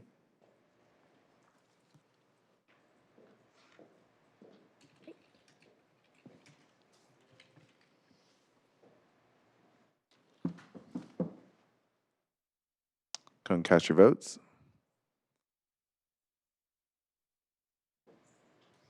And that passes unanimously. The public hearing is now closed. All right. So I guess we will now move on to the next public hearing item, which is item number 3, a study session on the state housing legislation updates of 2020. And I believe City Attorney is doing this one. Thank you. I just need a clicker to get started. May I borrow one? Oh. Thank you. Okay, here we go again. Good evening, Commissioners. I'm Alexander Abbey, the Assistant City Attorney. Tonight, I'm continuing what has become an annual tradition for us, updating you on recent housing legislation. As you know, Governor Newsom has made housing the centerpiece of his legislative agenda, and he and the legislature were quite busy in the last year with over 40 bills signed, more than 100 bills introduced. So we're going to hit the following categories, which of the plethora of bills I thought were the ones most relevant to Santa Clara and the work the Planning Commission does. Starting with accessory dwelling units, a topic that you know well. Many of you just, it seems like just went through this. I think it was about 2 years ago when we amended our accessory dwelling unit ordinance. But there have been several more changes in the laws on ADUs since then. Streamlining bills, we're going to talk about a few of these. The last couple years, we've talked a lot about SB 35. And here are a few more bills that provide for streamlined approval of housing projects. We're going to talk about density bonuses. Every year or two, the legislature seems to add a new kind of housing density bonus. This year, we've got something called the super density bonus. Then we're going to talk about by right housing for unsheltered persons. After that, we'll dip briefly into some laws on how a city can use its surplus lands and how that relates to housing development. There was also a bill that imposed new online disclosure requirements on cities that was meant to help facilitate housing development. And then finally, there are a few bills establishing new protections for tenants. So let's dive in with accessory dwelling units.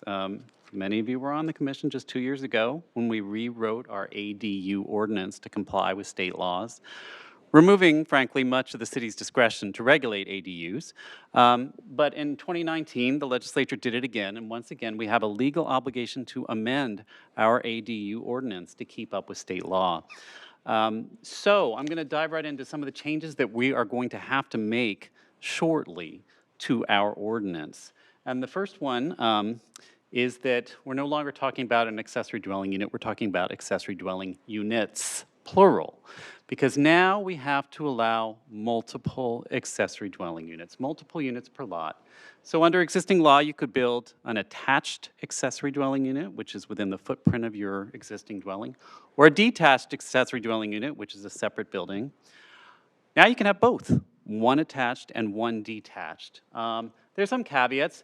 The attached one, if you go this route, has to be a junior ADU, a JADU, if you will. A junior ADU is simply one that's not more than 500 square feet. If you already got an attached one and it's more than 500 square feet, you're done. You can't also build an attached one. But that being the case, you've got the option of building two if it's not more than 500 attached. There's also now a requirement to allow multifamily buildings to have an ADU inside. The legislation talks about, you can put them in garage spaces. We actually have to allow for the possibility of building, quote unquote, accessory dwelling units inside existing multifamily dwelling buildings. There are more limitations on our authority to regulate. We can no longer say you can't cover more than X% of a lot. We can no longer say your lot has to be a certain minimum size. Lot coverage and lot size are off the table when it comes to regulating ADUs. Setbacks have also been reduced. As of 2018, we could require setbacks from property lines for accessory dwelling units of up to 5 feet. They've slimmed that down, now it's 4 feet. Height has been side and rear. We can still have the front setbacks. Yes. Yes, getting cozy. Height, our current ordinance caps height at 14 feet. Now we will have to allow up to 16 feet. Footprint expansion. So the rules are a little different on whether you have an attached or detached accessory dwelling unit. So for attached accessory dwelling units, where you're just carving out a portion of your existing house, we can't require a separate utility hookup, for instance. But again, an attached unit has always been defined as within the footprint of your house. You're just cordoning off a portion of your house and adding a separate entrance. Now, it's still an attached unit, even if you expand your footprint by up to 150 square feet. You can actually balloon out your house a bit if it's to facilitate ingress or egress. And then finally, the change that stood out to me most relates to parking. you can no longer require replacement parking. We were already severely limited in the parking we could require for ADUs. You put an ADU on the lot, our ordinance doesn't require any parking spaces. We could have required some if you're far from transit, but we decided rather than have one stand for part of the city, one standard for another, we're just not going to have any parking requirements. Now, not only is that still in place, we can't require replacement parking if somebody fills in their garage. So you got your average single-family dwelling, it's got a two-car garage, they decide to fill that in with an accessory dwelling unit. Fine, but we already don't require parking for the accessory dwelling unit, and now we can't require replacement parking for the house, where you just took away their off-street parking. So residential streets are gonna get cozy. Yikes. Impact fees. There are additional limitations on the impact fees that we can require. To a large degree, we already did not require impact fees for accessory dwelling units. So for instance, parkland dedication fees, we didn't impose those on ADUs. But now, we're legally prohibited from imposing impact fees on any ADU that's less than 750 square feet. If it's larger than that, we can impose the fees, but it has to be proportional to the size of the main house. So for instance, if your main house was 2,250 square feet and your ADU was 750 square feet, you can impose 1/3 the fees. We don't impose them for the most part.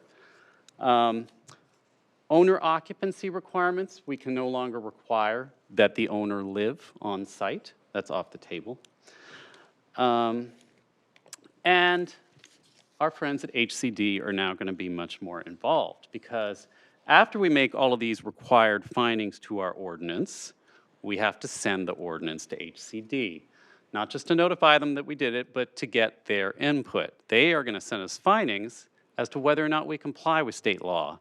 And then we either have to amend our ordinance or adopt our own findings as to why we believe HCD is wrong. HCD, of course, is the state agency that reviews cities' housing elements. We already submit our housing element to HCD every time we update it, which is currently an 8-year cycle. I apologize. California Department of Housing and Community Development, HCD. So they are the state body that reviews all cities' housing elements. And so now our housing element is going to have to include a new program that incentivizes ADU construction. Not sure exactly how we'll do that, but we have to come up with some program that will encourage people basically to build ADUs. On the plus side, ADUs will now expressly count towards meeting our regional housing needs allocation in our housing element, although quite frankly, I thought it already did. Can I ask a Please, question on feel that? free to jump in anytime. So RENA numbers include different affordability levels, Yes. income levels. So if you build an ADU, which of those categories will it meet? Well, for the most part, an ADU is something somebody's going to be able to build by right. There's not going to be any affordability limitation on it, so I would guess it would, in most cases, be above market. So how does it count for RENA? Well, we have a above market requirement for our RENA. I believe it's 1,593 units in our current RENA allocation is above moderate. So it'll count towards that, but needless to say, that's the least category we need. Just in the last year, I think we had 3,382 permits for above moderate. You know, we're not worried about meeting the above moderate. Very low, on the other hand, it's a little harder to meet. Okay, so where does that leave us? What can we still do? Not much, but here's a little list.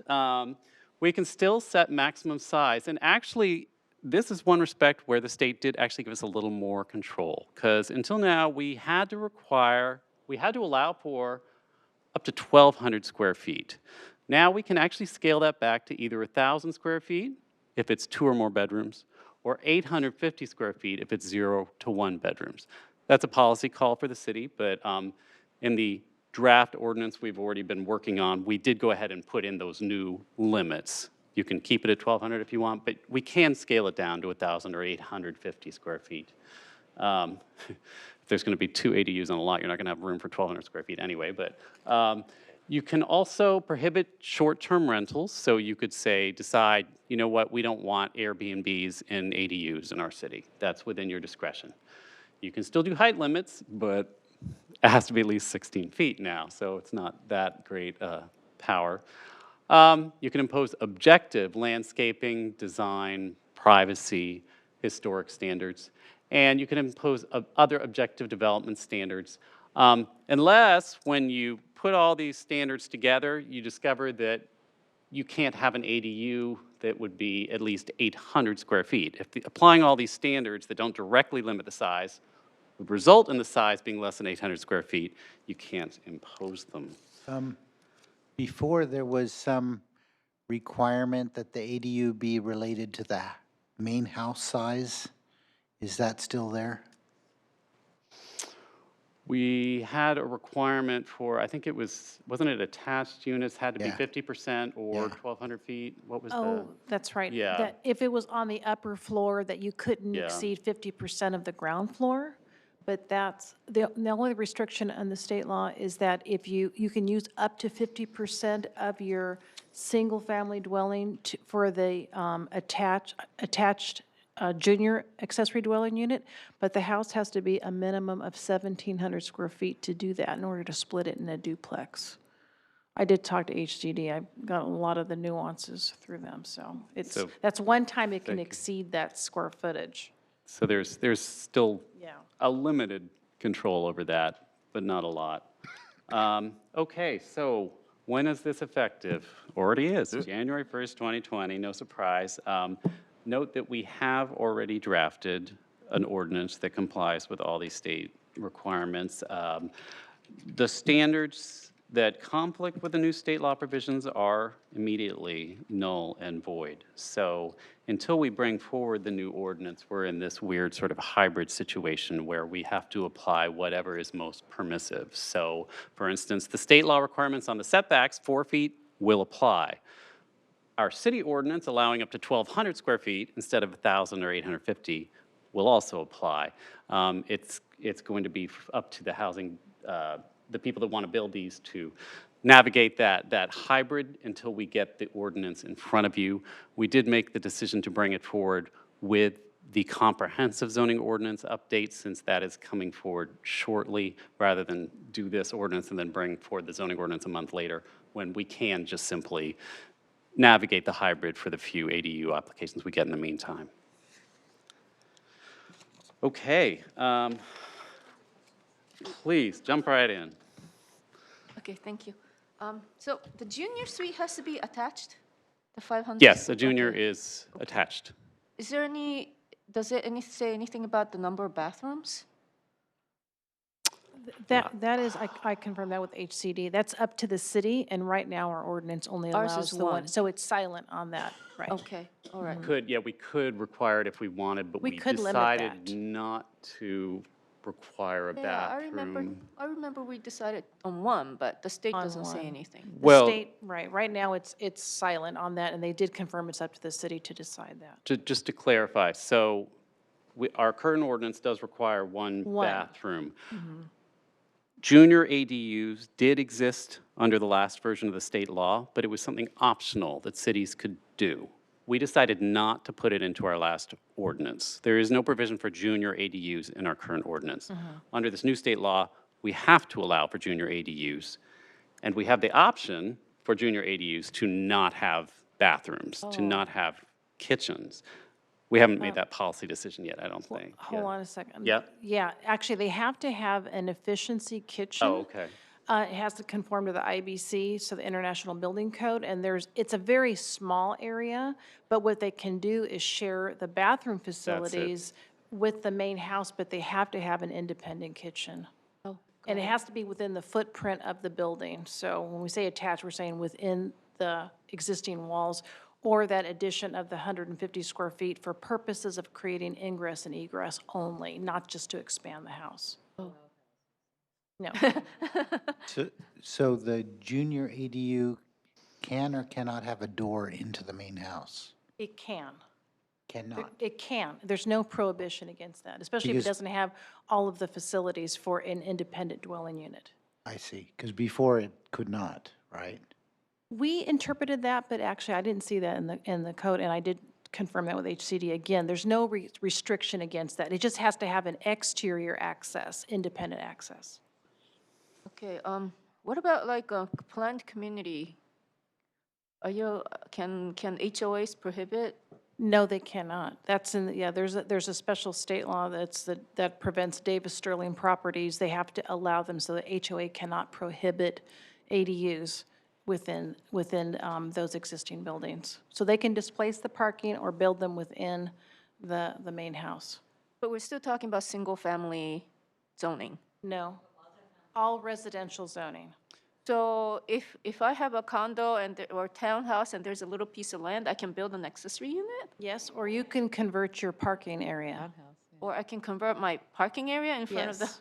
wow, or the garage? Yes. Wow, Wow. wow, okay. Commissioner Chair Carew? And we had a FAR limitation of 0.4, but that's gone then.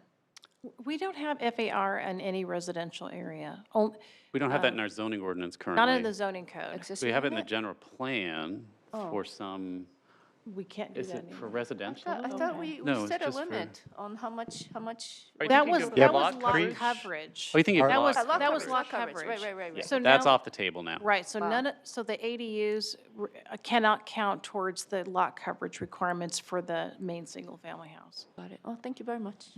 Commissioner Chair Carew?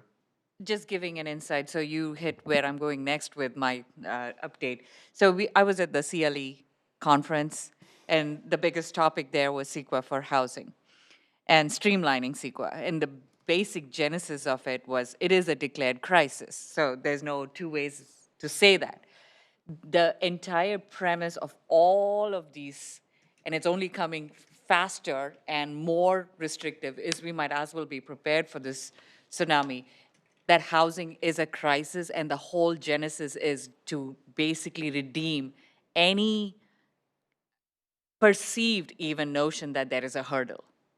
So whether it's going to be multifamily, single family becoming multifamily, basically unit-wise, it's all removing all the prior era of, I don't want two bathrooms, I don't want one bathroom associated with this property where neighbors can come and dictate what can or cannot happen. It takes all of that off. That's where the state is going with this. They tried SB 50, it's coming back with some. So I didn't see that, but that's something to keep an eye out for, because that was the actual discussion forum. Many of the cities, especially at the highest levels, council levels, have said CEQA is their biggest hurdle.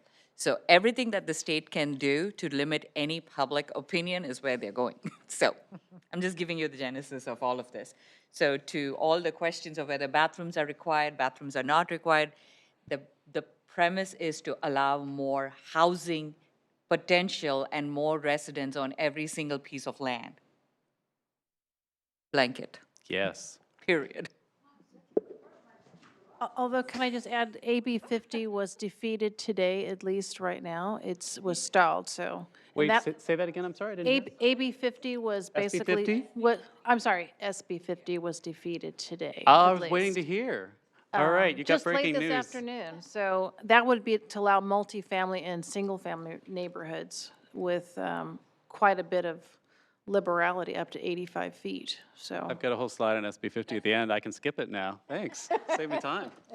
All right. Is there any I'm sure it'll be restriction on the look and feel of the ADU compared to the main house? We can only use objective standards, so essentially, and manufactured units are allowed as well. So we have to basically dispense with architectural reviews. We can't have any discretionary action related You to their don't get to say approval. what you want. It's ministerial. What I'm Numerical saying is that standards. Yeah, if, we can have if objective the main standards in the house code. is, say, stucco, the ADU doesn't have to be stucco. It could be clapboard or anything. If we could word the requirements in an objective manner so where there's no discretion by the staff, then we could apply it, but it has to be objective. So we say 6 and 12 pitch roof, or exact materials as main house. I think that's fairly objective.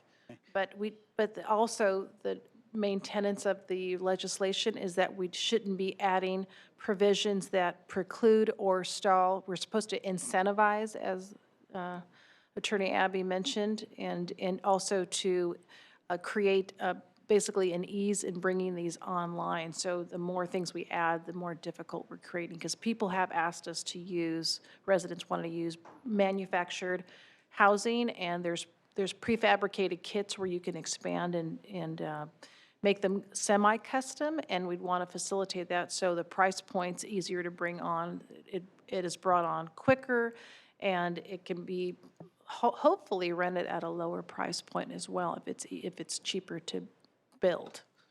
Okay, now, are we gonna have standards for these fabricated ADUs that are detached, that they bring them to site and bolt on to basically a foundation? They have to meet the building code, Okay, yeah, but they are relatively inexpensive and they go in really quick, so. yeah. Is that what we're gonna be coming in front of us to making it easier for these type of prefabricated ADUs, that they go in literally in just a couple weeks? Well, hopefully, I mean, that'll be an option for homeowners to pursue that. Just a note, sorry.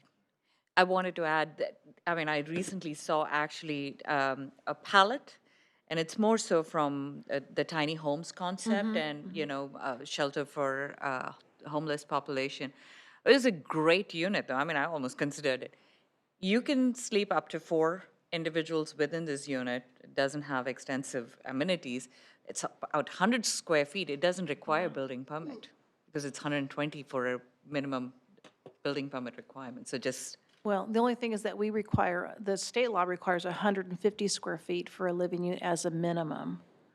So that would not be able to be counted as a dwelling unit or used in a habitable, based on state law right now. I mean, we'll see how far that goes before pallets become the norm. Right, I'm just that's saying, true. the That's true. trend is going. Yeah. Because it was done as part of Sonoma counties and when there was an emergency, and it's actually becoming pretty prevalent, Yeah. especially in addressing Well, certainly from an homeless needs. emergency standpoint. And there was, I can't remember which bill it was, but they're actually considering mobile houses, like houses on wheels that could just be parked in a driveway and then hooked up to utilities and without having to have a foundation. So I don't remember which one that is, but it's under consideration as well. Okay. Well, that's a good question. Our new zoning ordinance has 8 articles. I will be totally frank with you. I have reviewed 5 of the 8. The planners are waiting on me.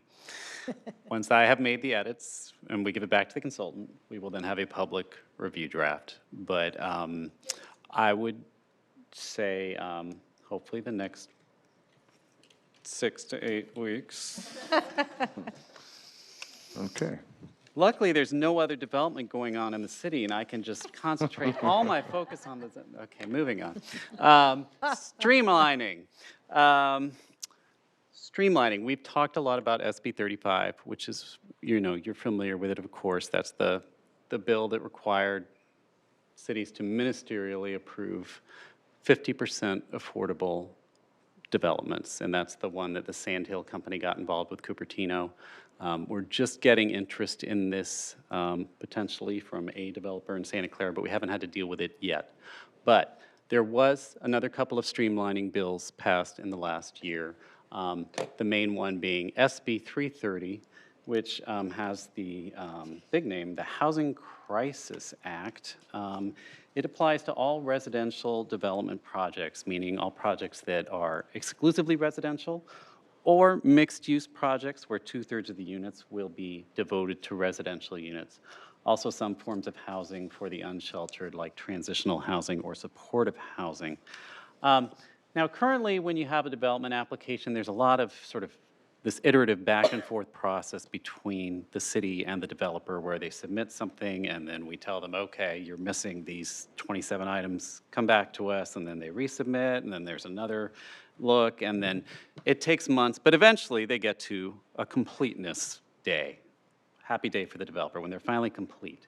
When they're complete, it locks in our zoning standards and our fees to a degree. This moves that date up. The state has decided that process takes too long and is too uncertain for developers. So now there's going to be a preliminary application process. The state has come up with a short list of what we can ask for in a preliminary application. And it's fairly short. It's stuff like site address, existing uses, a site plan showing elevations and massing, proposed land uses by number of dwelling units and square feet of non-residential uses, number of parking spaces. It's not the longest list. It's certainly much shorter than what we normally ask for to determine an application complete. Once a developer has submitted everything for this pre-application list, it freezes all of our zoning policies and fees.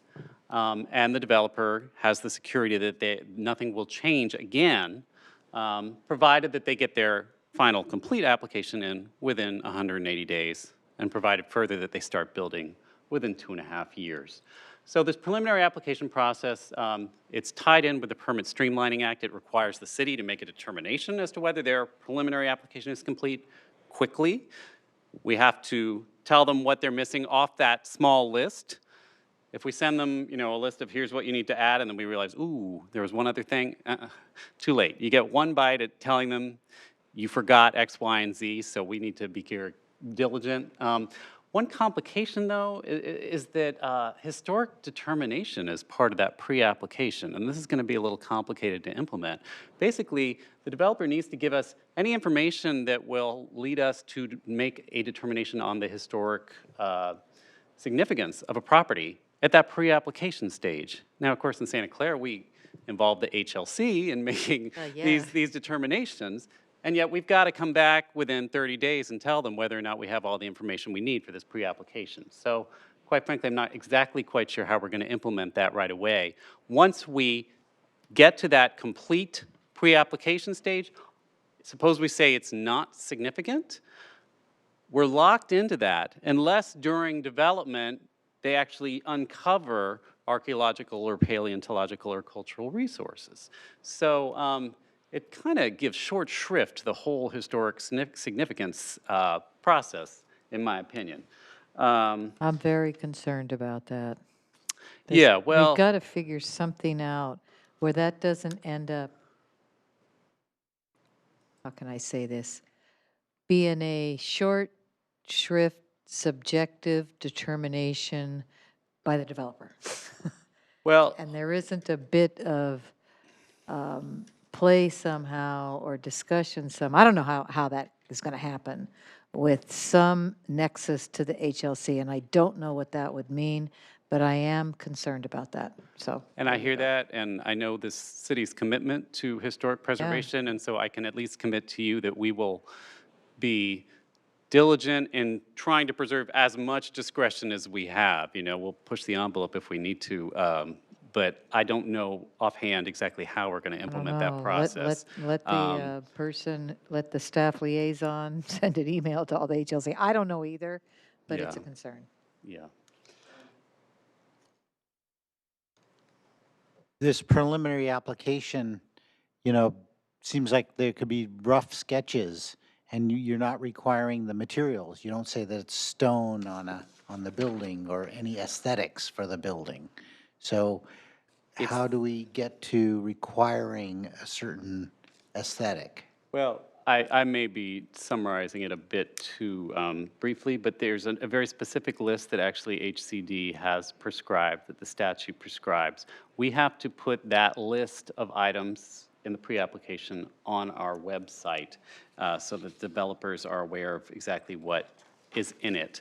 And even if we are required to allow a certain degree of vagueness in this preliminary application, we still do have completeness requirements. They still will have to provide a complete application before they can proceed with their entitlements. So it doesn't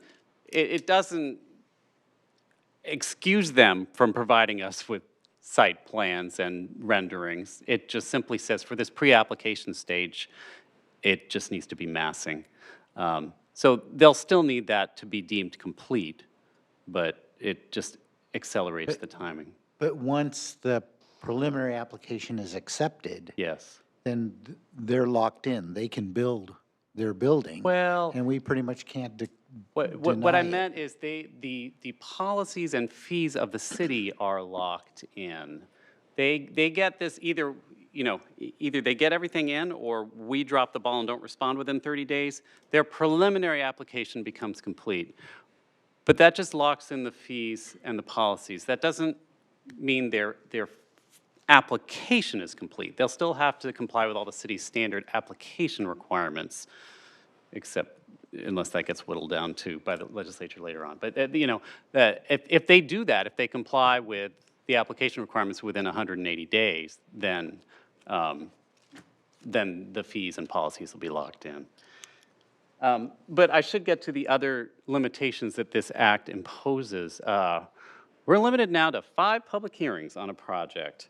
That's any meetings conducted by the city, including workshops or continued meetings of a council or planning commission, and importantly, most appeals. So, I mean, you think about it, you're going to have a study session, and then a planning commission hearing, and a city council hearing, and then an appeal, and I mean, it doesn't take long to get to 5. So it's fairly limiting, but I mean, the idea is they want to speed up the process. They don't want to allow the city to keep continuing something and having innumerable hearings. It's any housing project, 100% housing, or mixed-use project where 2/3 of the use is residential, but importantly, does not include any project where there's a zoning amendment or a general plan amendment. So it certainly wouldn't have applied to the related project because they needed both of those things. It wouldn't apply to most projects that come in through the door today because they all need PD rezones. Once our new zoning ordinance is in place, presumably most things will be consistent with the zoning. And so then they would more likely be subject to this unless they need a general plan amendment. So,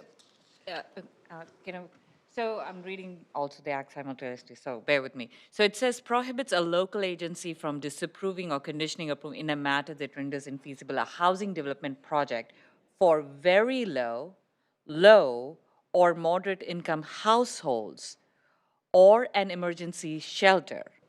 I'm sorry, what are you reading off of? SB 330? What, a summary of it? No, the Legislative Council's Digest. So it's stating that it's for very low, moderate income households. Of course, income is I don't know if it's based off of median income in the legal term, but it's got, and actually it's effective until 2025, January 1st. So there's a time bound, if piloting, for lack of a better word. I mean, not that I'm questioning, but I wanted to make sure that there's an understanding that there's potential for actual what type of projects come under SB 330 versus what are blanket approvals under SB 330. Right. So it's always hard when you've got a bill of this length. You're correct that there is a sunset clause in the legislation. It does last until January 1st, 2025. It is in effect today. If the legislature doesn't extend it, it will expire in 5 years. But I'm not seeing the legislature moving away from encouraging housing. They're always going forward. But my point is, there's a definition of housing development project in the legislation. The actual text of the bill reads, quote, housing development project means a use consisting of any of the following: A, residential units only; B, mixed-use developments consisting of residential and non-residential uses with at least 2/3 of the square footage designated for residential use; C, transitional housing or supportive housing. I read this as applying to all housing development and projects. that could be, except the law says a housing development for very low, low, or moderate income households, or an emergency shelter. So while a housing development has a broad glossary and definition, I think we may need clarification on the legal implication of this specific law. Can you give me the exact section and subsection you're in? Section 1, SB 330, right up front. So it's the Senate Bill 330, Chapter 654. the Legislative Council's digest, the official, Right, the Legislative Council's digest is not a part of the actual text. It's a summary that a The what? staff person has written. yeah, So, the first lines. Again, just asking for clarification if there's implication of either way. okay. Why don't I send you all an email with the clarification on whether this would apply to all housing projects or just lower income ones. Yeah, it's right on that first Legislative Council's digest. Thank you, I just looked it up. Where? The very first paragraph, under SB 330. Okay. I did Ledge Info, SB 330, pulled up the text, and it's on the first paragraph. Of the digest Correct. that begins. Ledge Council The Housing Digest. Accountability Act, which is a part of the Planning and Yes. Zoning Law. Yes. So it's describing the Housing Accountability Act. Second line starts talking, second line, very low, low, moderate income, or emergency shelter, et cetera. Right. So this is an amendment to the Housing Accountability Act. It's also an amendment to the Permit Streamlining Act. So anytime they introduce a bill that amends existing laws, they describe what the existing laws are. So what you're citing now is to the summary of the Housing Accountability Act. Right. My reading of this is still broader than that. For instance, paragraph 2 talks about the planning and zoning law, which is much broader than just the HAA. Right. That's good. I'm just saying, I didn't know if there was a limitation and if somebody were to actually question. All right. Let me, analysis. let's not belabor it. Let me just write down the note Gotcha. to clarify. Does SB 330 apply to all housing or just low-income housing? Yep. So moderate.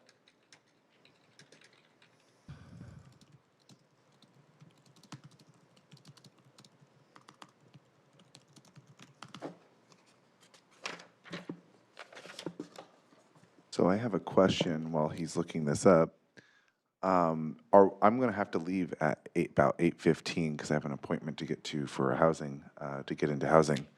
So I'm going to have Commissioner Appropriate. Biagini take over for me after 8:15. Now, do we have to excuse me or, well, it depends on how long this is gonna go on because I could probably be back at 9, but I don't want to. Well, more than 5 minutes, that's for sure. Oh, yeah, I know it'll be more than 5 minutes. Yes, you would need to be excused for Excused, the rest of okay. the meeting. Okay. So, and we could just put down the time that you would exit the Okay. the meeting. Motion to excuse Chair. Second. Understand, there's a housing crisis. Building the ADU. Fingers crossed. And then for me to take over, since I don't have his laptop, we can just do it by whoever has questions, raise your hand. Instead of getting the, here's the next speaker on the list. Works for me. Ah, Although you okay. can just ask me questions directly too. You don't have to go That through sounds the good chair enough to me. necessarily. Everybody, free for all on All right. Xander. Let's move on. I don't want this to take all evening, All right. even though it'd be nice to see the chair again. Okay, so where were we? There. Excuse me, they made a motion. Oh, I'm interrupting your vote. And I abstain, right? Okay. You can vote to excuse yourself. There's no Okay. prohibition on it. So can you vote on it? Do you see it there?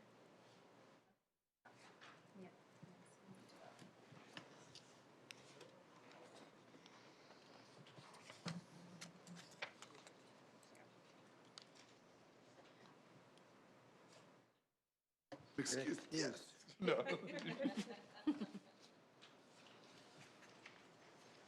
Okay. Let me just whip through a few other things about this law. It shortens some of the city's timelines for responding under the Permit Streamlining Act. Again, this only applies when there's no legislative act involved, when there's no zoning amendment or general plan amendment. In that case, the city has to comply with the deadlines in the Permit Streamlining Act. The city has a certain number of days to determine applications to be complete and then to schedule things for hearing after environmental documentation, et cetera. This shortens them by a certain number of days. I won't get into the nuances.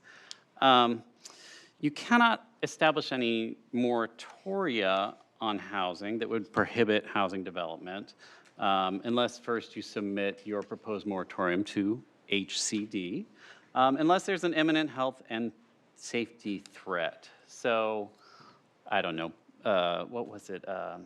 Pleasanton some years ago had, for instance, a voter initiative that capped the number of houses they could have in the city. That was struck down for a different reason in ensuing litigation, but that's the exact sort of thing that would be prohibited here. You can't cap housing, you can't impose a moratorium on new housing unless there's an immediate threat to health and safety. So I don't know. A chemical plant explodes next to where you are going to have housing.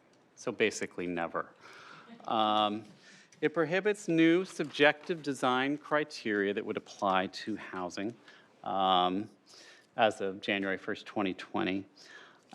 And this was, I thought, fairly significant. This bill locks in the minimum residential densities in our zoning ordinance. So after the enactment of this bill, the city no longer has the discretion to go and redesignate a parcel to have a lower density. If a parcel already has a density of 25 dwelling units per acre, we no longer have the power to say that parcel should be 10 dwelling units an acre, for instance. And when this bill passed in October, the planners and I sat down and we brainstormed because, you know, we've got some specific plans coming forward, like the El Camino Real plan, and we had to think, well, is there anything where this is going to affect our planning? I mean, do we have anything that's zoned here, and like maybe we want townhouses in a certain spot, so maybe we'd like it at a little lower zoning? And then we realized, well, it doesn't matter, we're already too late, because this locks in the density floor as of January 1st, 2018. So it's already a done deal as of 2 years ago. Now, ultimately, we decided actually it doesn't affect our El Camino Real specific plan anyway. We're fine with the densities we have, but it is notable that you can't downzone basically ever. There is some circuitous process where I think you could make findings by upzoning something else in a difficult way, but it's.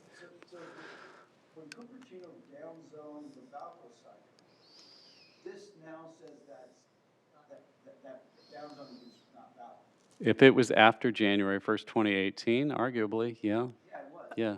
But it was from commercial to residential. Oh, that's different, okay. If it was commercial to residential, that's not downzoning. Amount of housing on that site, too. Well. I mean, they were trying to prohibit cities from scrambling, but 2 years seems a bit of overkill. I mean, 6 months would have been enough, but whatever. Anyway, that's fairly dramatic. Now, it's not just the city that has obligations under this. Developers do have some obligations. If a developer comes in and wants to demolish housing units, he has to replace the same number of units demolished.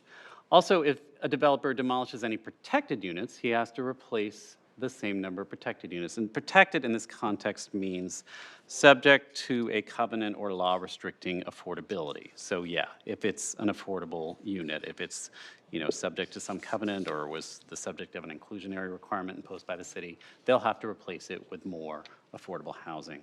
Also, a developer will have to provide relocation benefits to affected tenants, a right of first refusal, and the developer has to allow tenants in an existing site that's going to be demolished to remain there until 6 months before construction starts. They have to let them hang on as long as possible.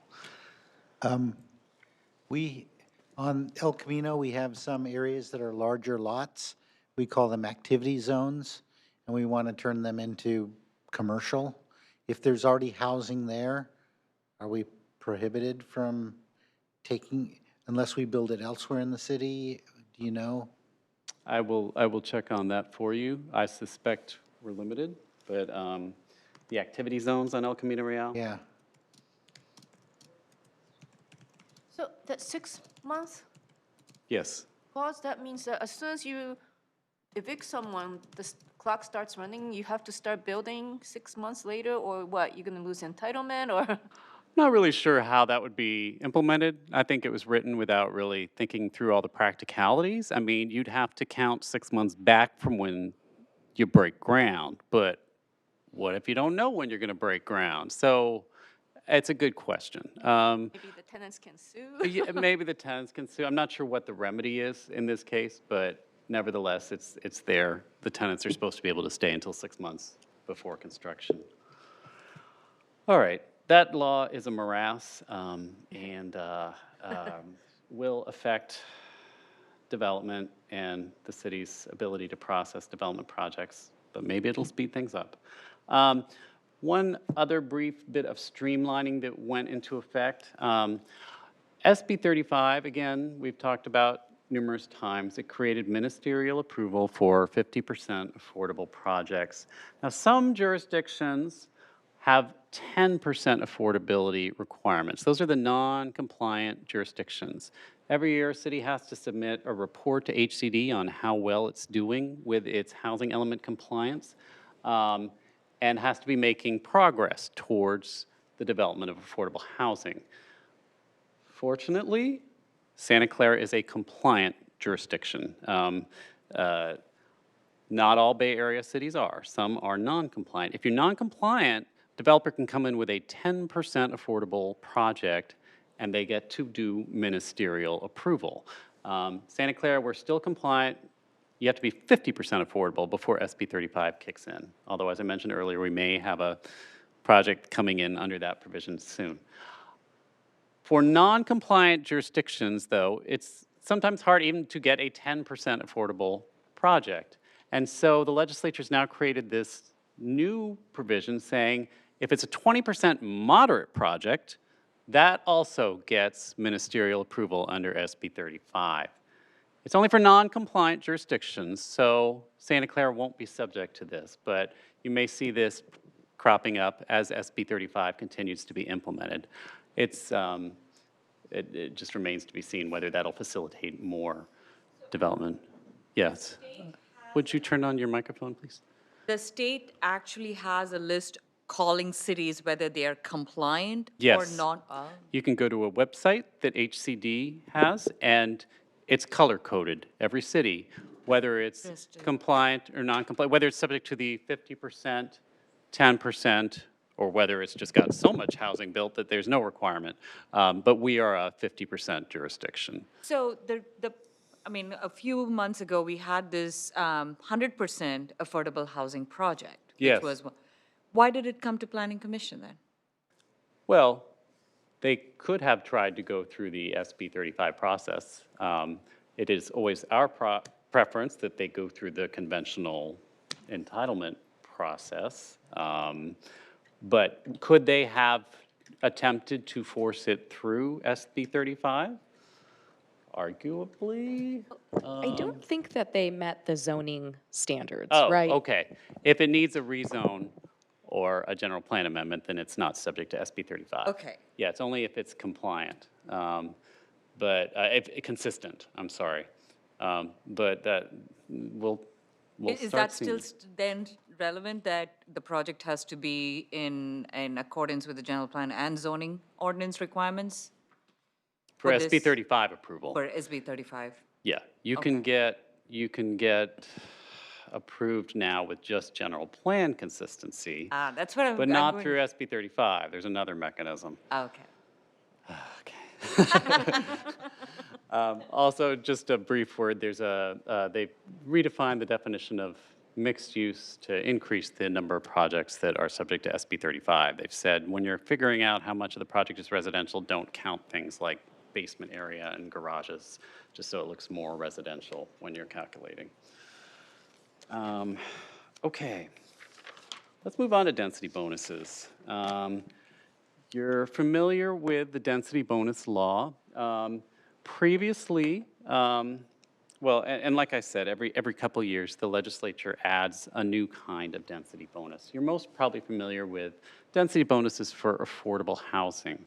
If you're going to put in a development that has 5% very low income units, or 10% low income units, or 10% moderate income condos, you're entitled to a density bonus. And it's a range. You get either between 5 and 35% of a bonus. And that depends on how affordable the units are and how many units you provide. There are also certain categories of housing where you just get a fixed density bonus. So if you put up a senior citizen housing development, regardless of income level, you get a 20% density bonus. If you put up student housing that has a component of low-income student housing, you get a 35% bonus. If you put up housing that has a child care facility in it, or you put up housing that's combined with a certain kind of land donation, you get a density bonus. There are density bonuses for foster homes, homes for disabled veterans, and condominium conversions if they're low income. How do you say something student housing without getting in trouble with the law? There are very specific requirements. It has to be associated with a institution, an accredited institution of higher learning. I believe only our 2 universities would qualify, but they actually did think it through a bit. They don't want to just allow anybody to say, sure, it's for students. And I can't remember all the nuances. It was actually a bill that was introduced just a year ago, and I was trying to refresh my memory on it, but they have some mechanisms in there to ensure that it's not abused. To my knowledge, we've never had an application for the student housing. But anyway, you get a percentage density bonus, and you get incentives, 3 incentives, which are reductions in site development standards, where the city will decide, you know what, we've got this much setback requirement, we're going to allow you to have a smaller setback, or we will reduce your parking requirement if it's something that will result in cost reductions that makes the housing more affordable. All right, so if I'm reading this correctly, if they put in student housing, they'll reduce the parking requirement by 35%? Is No. that the way it works? No. The 35% refers to the amount of the density bonus. If you put in student housing and you include the requisite amount of low-income student housing, then you get to add 35% over the density. So if you would be entitled to 100 dwelling units, you'd instead get to build 135. 100 under the base density, 135 if you comply with the student housing and low-income requirements. And again, this is just the existing law. I haven't even gotten to the new law yet. Okay, but are you still going to have to put the appropriate amount of parking for those 135 housing units? Well, yes and no. Yes, you are subject to the city's parking requirements, but you're also entitled to 3 incentives. One of them could be a request by the developer to reduce the required parking. And the city would have relatively little discretion to say no to that. The question is, how much do you have to reduce it? And I don't have an easy answer for that. But no, if they put in student housing and put in the requisite percentage of low income, they do get a reduction in parking under the state density bonus law.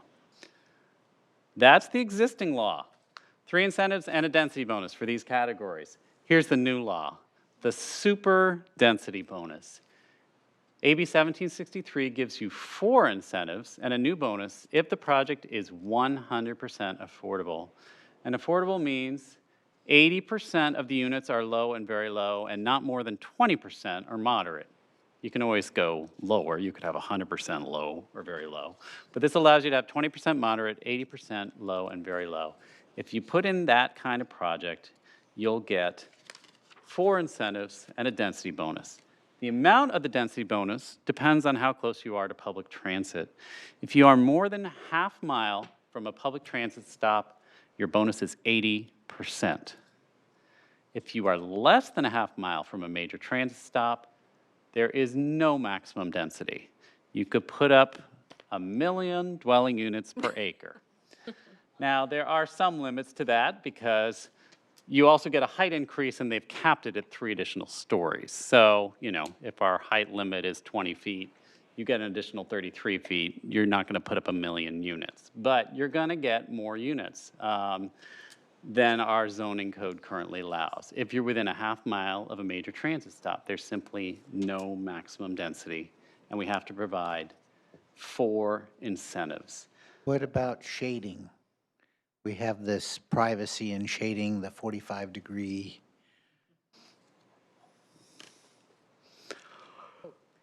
I think he's referring to the transition policies, which Yeah. we're intending to codify. Correct.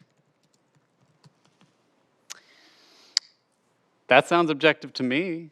I would argue that's an objective design standard that we could apply because, I mean, it's measurable.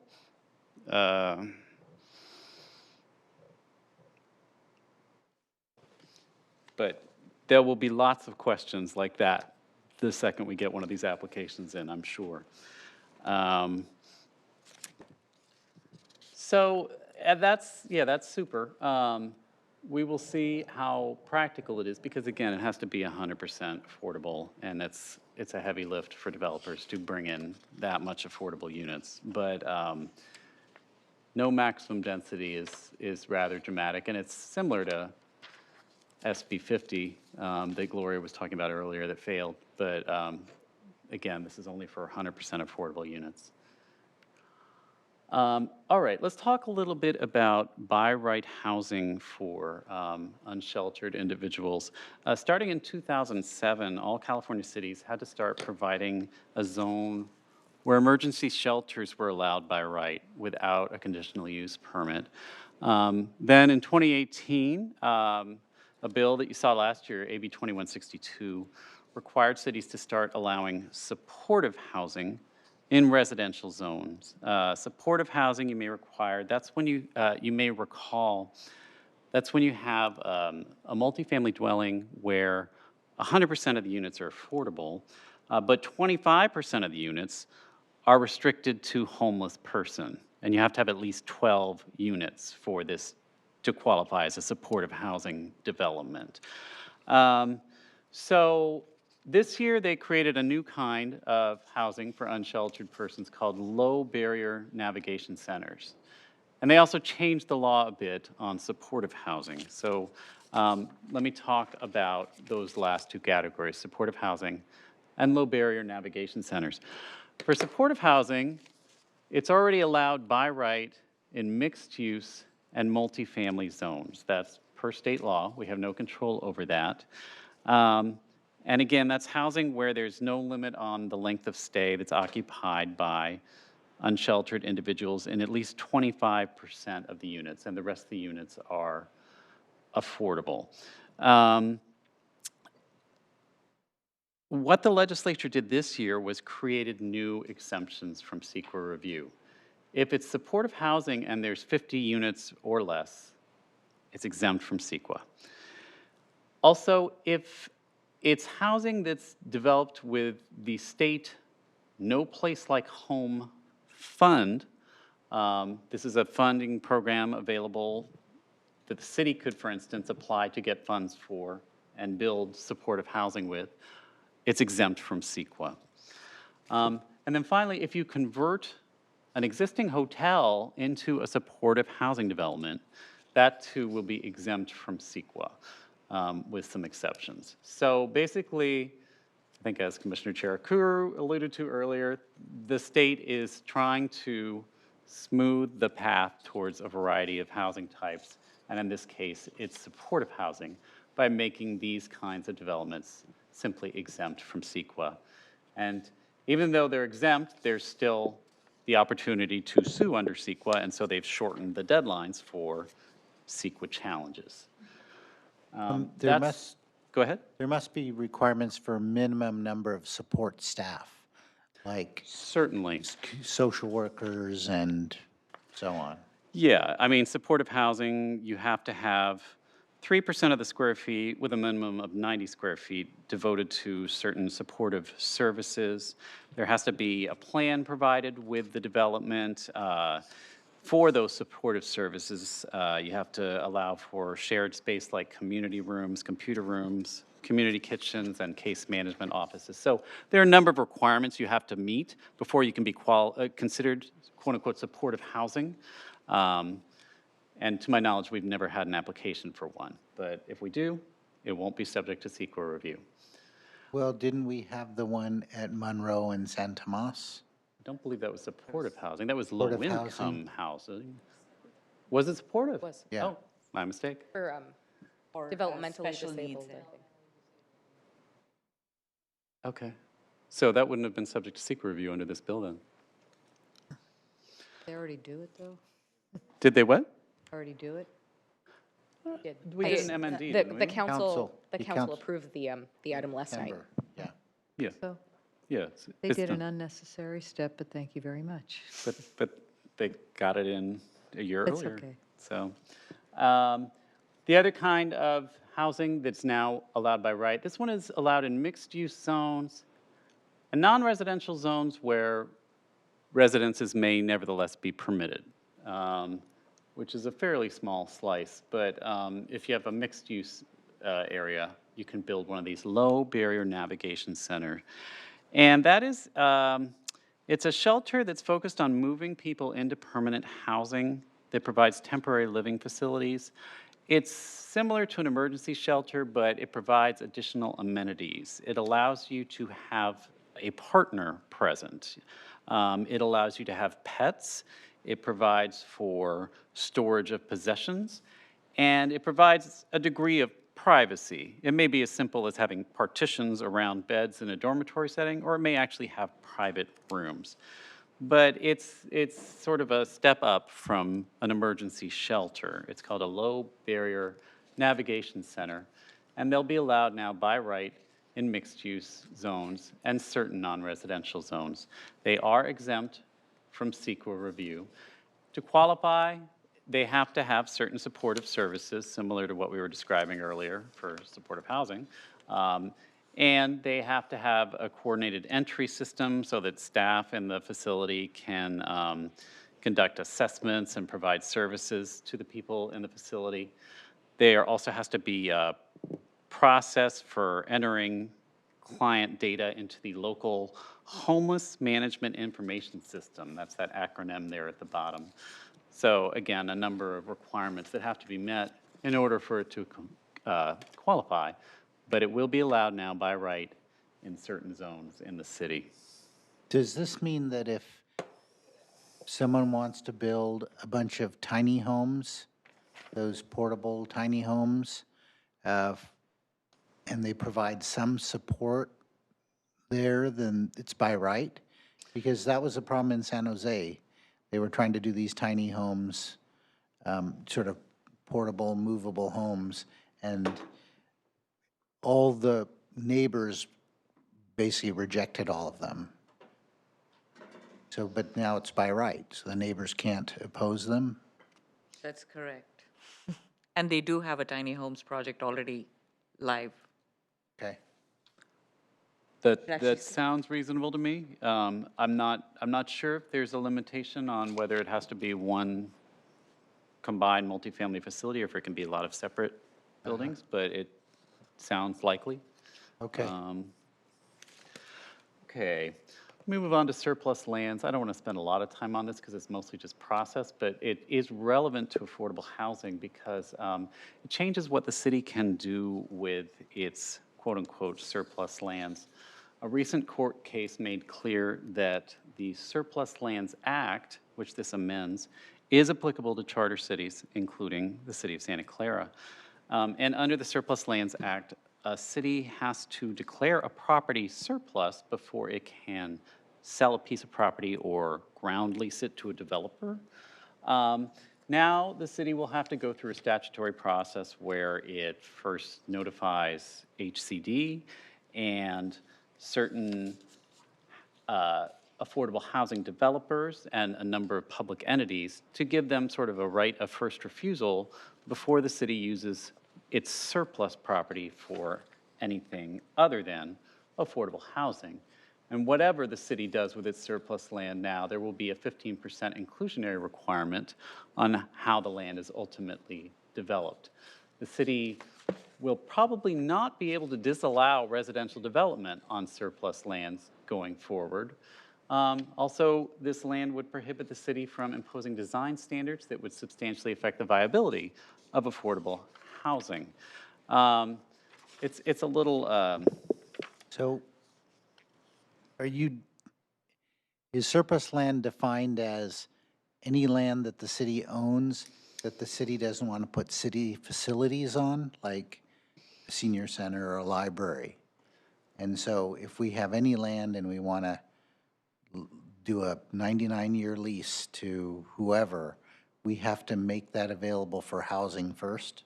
before the city transfers property, it has to go through this surplus land declaration Wow. process. So the city can take its own property and, build a new well, put up a water tower, Yeah. put a bridge on top of it, but it can't just enter into an exclusive negotiating agreement with the developer, say, to put up a new sports facility or new development project.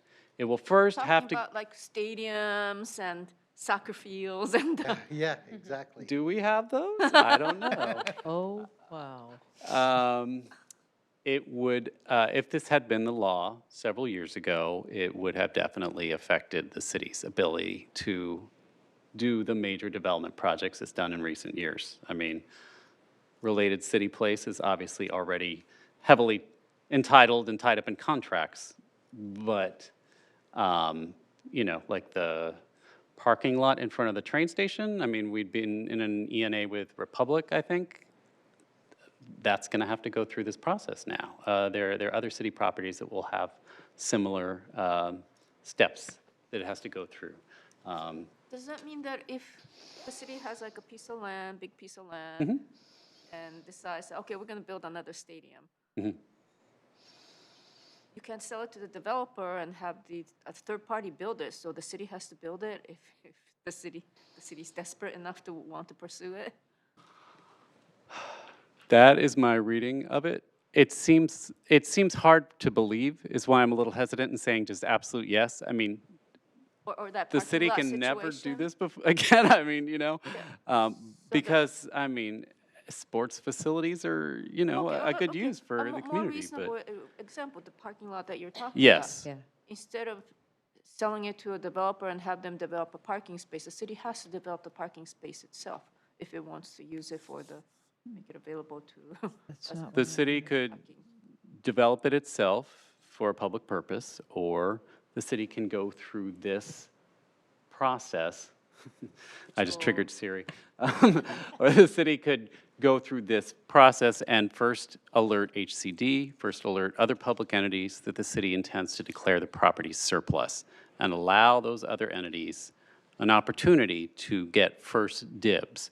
Maybe it'll result in something that the city wants. I mean, the city doesn't have to, just give up its property if it doesn't like the ultimate Okay. outcome. The city can hang on to the property instead. But what will likely happen is the disposition of the property will be a project that involves some residential component, and that residential component will have a 15% inclusionary requirement minimum. Even if, and I can't think of an example other than maybe the parking lot, that type of thing, even if it's something the city needs a service, whether it's a water tower, that too bad, so sad, you have to allow for residential development and figure something else out? Well, that doesn't sound like surplus property to me. Okay, yeah, Surplus maybe property that's is the where issue, there's yeah. not a public purpose that the Okay, property is all right. serving anymore. And All right. if it's going to be a water well, we're going to hang on to the property anyway. Right, So, okay. It's a definition of surplus Like land, where the okay. BART is coming. yes, The city owns properties. yes. The city wants to use it for parking. The city has to own it and maintain it as a parking itself, not sell it to somebody and have a third party, a private developer, develop a parking structure there. Or a high tower residential. I'm not sure, but that may be what this is leading to. Let me double check on the nuances of this one, because the more I talk about it, the more extreme it sounds. Nevertheless, this has been in every housing legislation That puts workshop I've That attended. puts a huge 'Cause- burden on the city. So we'll see new legislation in 2021.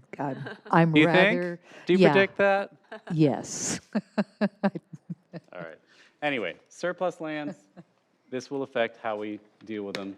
There's a notification process. We have to wait a certain amount of time for responses and then have to negotiate, and we have to notify HCD. And there's also if we violate this statute and sell to a developer, for instance, without going through the process and alerting affordable housing developers and HCD and public entities, there's actually a penalty provision where we would have to disgorge a portion of the price to the aggrieved affordable housing developer. The penalties kick into effect in January 2021.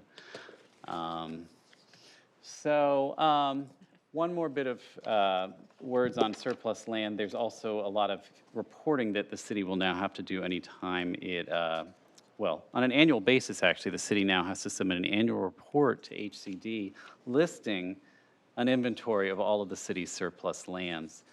HCD then transmits that data to the State Department of General Services, and DGS then creates a publicly available and searchable database of surplus properties across the state. The idea, again, to facilitate affordable housing development, there's now going to be a statewide database maintained by DGS of every city's surplus properties. Also, I just threw in there's one more bill. Caltrans can now lease certain rights of way to cities for $1 for temporary emergency shelters. Seems like Caltrans needs most of the rights of way in this area, but maybe in some more rural areas of the state, that'll actually be utilized. Okay, let me breeze through online disclosures. I know that doesn't sound like a housing issue, but this is a new requirement to have certain disclosures on the city's webpage related to housing. And for residential projects, now our city website is going to have a lot of information that any developer can pull up anytime, so they know basically how hard it's going to be to develop within Santa Clara. We're going to have a schedule of all applicable fees, exactions, and affordability requirements. We're going to have a list of all information required to file the development application. And there's going to have to be information on the fees that the city charges on development, and also the annual reports that the city prepares on the status of the fees it collects. You may be aware that the city tracks impact fees that it collects because there are statutory obligations on what you can do with those fees and how quickly you have to use them. There's actually a requirement, some fees you have to refund if you don't use them within 5 years. We track all that information, our finance department does. Now we're going to have to be posting that online. And the city website's going to have to include an archive of our nexus studies that justify our fees. So for instance, when we developed our parkland dedication fee, we ran a nexus study that a financial consultant prepared for us. It took a long time, but and then we updated it. So that's the sort of thing that'll have to go up on the website, as well as cost of service studies, things that show the cost of providing city services. That all has to be up on the city's website. The most significant thing, I think, the heaviest lift for the city is we're going to now have to have a parcel by parcel database of all zoning requirements and development standards applicable, at least to parcels that can accommodate residential development. So for every parcel in the city, someone has to be able to go onto our GIS system, click it, see what the maximum height is, what the setback requirements are, what the lot coverage requirement is, what the parking requirements are, what the fees are for every single parcel that accommodates residential development in the city, residential or mixed use, or sites that would accommodate housing for the unsheltered. The deadline for compliance, January 1st, 2020. Okay, I have a crazy question that may be above your pay grade. Do we have the staff available to do that amount of work? Or are some people's heads going to explode? Does any city, I mean, this was When enacted was in October. October, okay. Less than 3 months to do this. Spoiler alert, we haven't done it. I know your next question. You don't have to ask it. All right. What is the penalty for noncompliance? Because again, January 1st, 2020. There is no penalty in the current statute. But as you have predicted, the laws are likely to continue to evolve. It Legislation. would not surprise me at all if come January 2021, they have established a penalty. So we are going Penalty to that's, have to, back to just January 1st, 2020? oh, well, hopefully they wouldn't be January that 1st, draconian to make 2019? it 2018. I don't know. But this sounds like we're going to have to sit down with the planning department, the finance department, the parks department, and the IT staff and come up with a way of putting all this data on the city's website. I mean, it sounds like There are some multiple heads that are full-time going to jobs. explode. I feel your pain right here, been there. This is for every city in California. So it sounds Every like city a and county in huge California business has to do this opportunity. Oh, by poor January 1st, LA. 2020. Get to work. Poor LA. Jeff? This could be a really big business opportunity, you know? Get some venture funding. Oh, good I'm- God. Programmers cracking. You know, New legislation coming, okay. go for it. Sounds like a great side gig. Man, that sounds like a heavy lift. And anyway, Lord. it's a great idea. I mean, I'd love to be able to just click, but it's a bit of work. And of course, you know, Was it's not this like these signed? standards never change. It's going to be put it all up there and then update it. Anyway. And it was what, database, signed December 31st, 2019? I'm making a bad Well, joke, okay, never mind. Yeah. October, actually. So they gave us a luxurious 2.5 months to put all this Over the together. holiday season, yeah, over the holiday season, I got you. Yeah. All right, that was great news. Just a few words about tenant protections. It's not that relevant because the city doesn't enforce these, except that, of course, tenants are your constituents. So there's new rent control provisions in the state. AB 1482 caps rent increases at 5% a year plus CPI, or 10%, whichever is lower. I think in the Bay Area, CPI is around 4%. So basically, oh, I'm sorry, Consumer Price Index. The amount of cost of living goes up each year. So you can increase rent about 9% a year in the Bay Area. Also, there are a couple new protections for tenants. You now have to have just cause for evicting a tenant, like, you know, non-payment of rent or they trash your place, not just you don't like them. If you do evict a tenant for an impermissible reason, there's relocation benefits. There's also there's permissible, quote-unquote, reasons for kicking someone out other than just cause. For instance, you've decided you want to go live in your unit, or you want your family member to go live in your unit that you were formerly rented out. In that case, you do have to provide relocation benefits to your former tenant. Just a couple words about SB 222-329. Now that says landlords cannot discriminate based on someone being a recipient of Section 8 vouchers. If someone has Section 8 vouchers that they want to use to pay for your rental unit, you no longer have the discretion to say, oh, I'm sorry, I don't participate in Section 8 funding.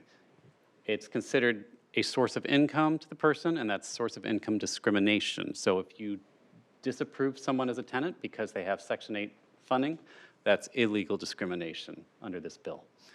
And then the last one, you now have to give 90 days notice if you're going to increase rent by more than 10%. Of course, I just told you you can't increase yeah. rent by 10%. At odds You here. caught that. The difference here, though, is AB 1482 applies to leases of 12 months or more. AB 1110 applies to month-to-month leases. So if you're going to increase it more than 10% and it's month-to-month, you can, but you have to give them 90 days notice. Well, let me ask a question.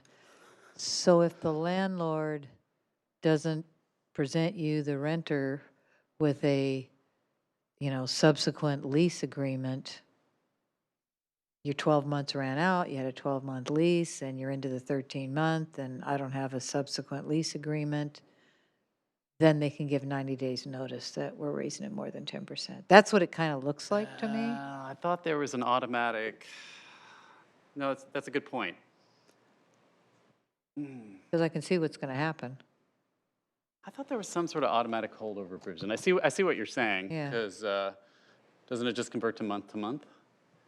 And then there's. Normally, if you haven't signed another lease agreement, it converts to month to month. So that's why, well, maybe that means a little more delving into the fine print or another bill in 2021.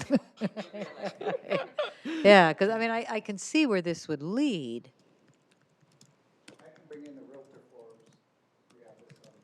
Okay. I'm curious, though, but anyway, that may be That's a diving a good, that's little a good deep. point. Yeah. It's almost like you have real estate experience or something. Okay, I didn't put this on the first slide, but just some coming attractions, although it's going to be very short because Yeah, attractions? as Ms. Shar mentioned, sounds like SB 50 went down today. But there were some other bills that did not pass last year, but were converted into two-year bills. So they still have the potential to pass. So there's a couple more streamlining bills that are still in the hopper that could come through this year. SB 4 was for TOD housing, transit-oriented development housing, that's consistent with the general plan. It basically, in Santa Clara, given the size of Santa Clara and its urban status, would allow quadruplexes if they meet local height, setback, and lot coverage requirements as they existed on July 1st, 2019. They're basically approved by right fourplexes. And then AB 1279 would allow the state to designate certain quote-unquote high resource areas where, again, the state would basically take away local discretion. Areas that would like- attempt to ramp up housing production. Is that going to be like areas around light rail, Caltrain, BART? Yeah, although I'm a little confused by the description. It says areas of high opportunity and low residential density, which aren't at risk of gentrification. I'm not exactly sure how to thread that I would needle. suspect if it's a two-year bill, it's because it was either too hot of a potato or that there was less interest, so we'll write it out. Possibly. I hate to even mention bills that haven't passed because, Yeah, they'll right, probably exactly. change before they get adopted. But just the point is, Okay. there's more on the being looked at. horizon. AB 1484 would limit how local governments can impose fees on new home construction. You already saw how they froze the fees as of a certain date and prohibited them for small ADUs. This would limit them even more. And then maybe there might be a new Senate Bill 5. It was kind of surprising when Governor Newsom vetoed Senate Bill 5. It would have essentially reestablished redevelopment agencies for affordable housing projects. It would have created this affordable housing and community development investment program.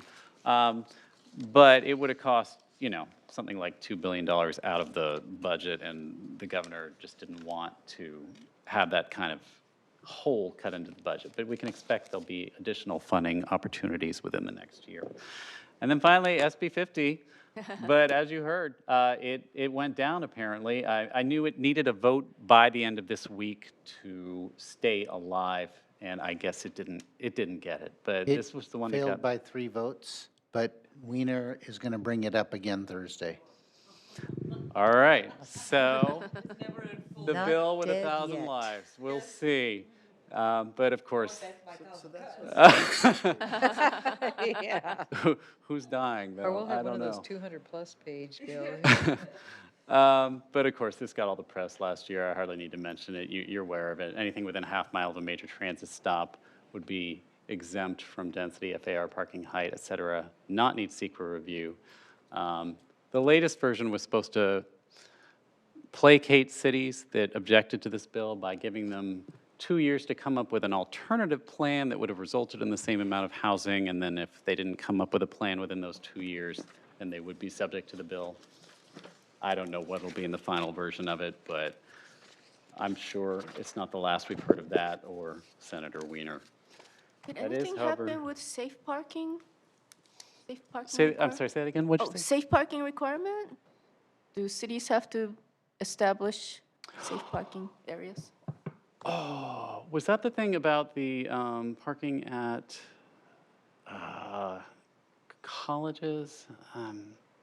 Is that what you're referring to? Or am I thinking about a different one? There is.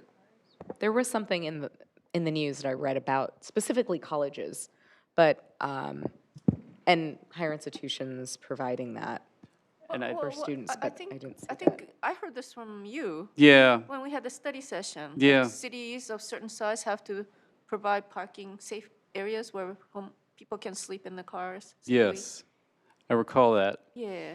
vaguely. Why don't I I've double check actually- on the status of that?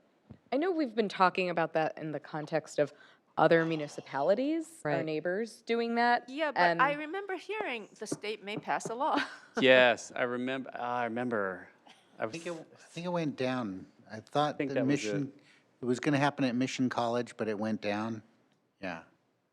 I'll double check on that, but I think Commissioner Jane is right. I think it's, 'Cause I'm wondering, do we have to do it? well, I remember, it's starting to come back to me. I remember they changed it to a 2-year bill. It was gonna pass, and then it was gonna go down, and then they extended it, and I'll have to check on the status of it to see what it is now. But yeah, the idea being, if you have students, you could allow them, you would churches or- require that colleges allow them to sleep in their vehicles on college parking lots. If it's any lead-in, county is already looking at safe parking and they've mandated a study, so I know it's coming, at least one path or another.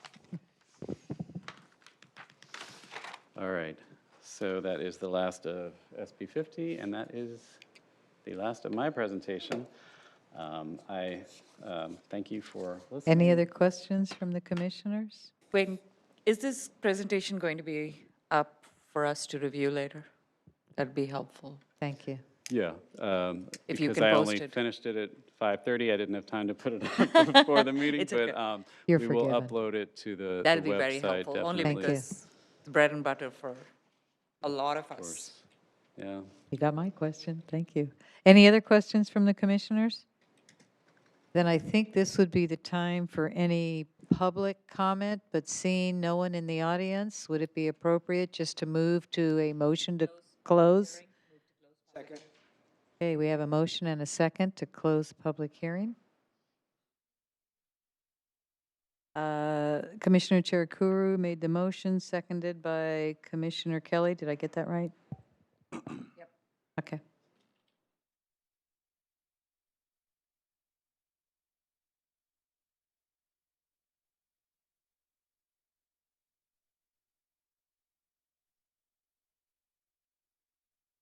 Thank you for that enlightening discussion. Yeah, thank you very much. That was a lot of stuff to go through.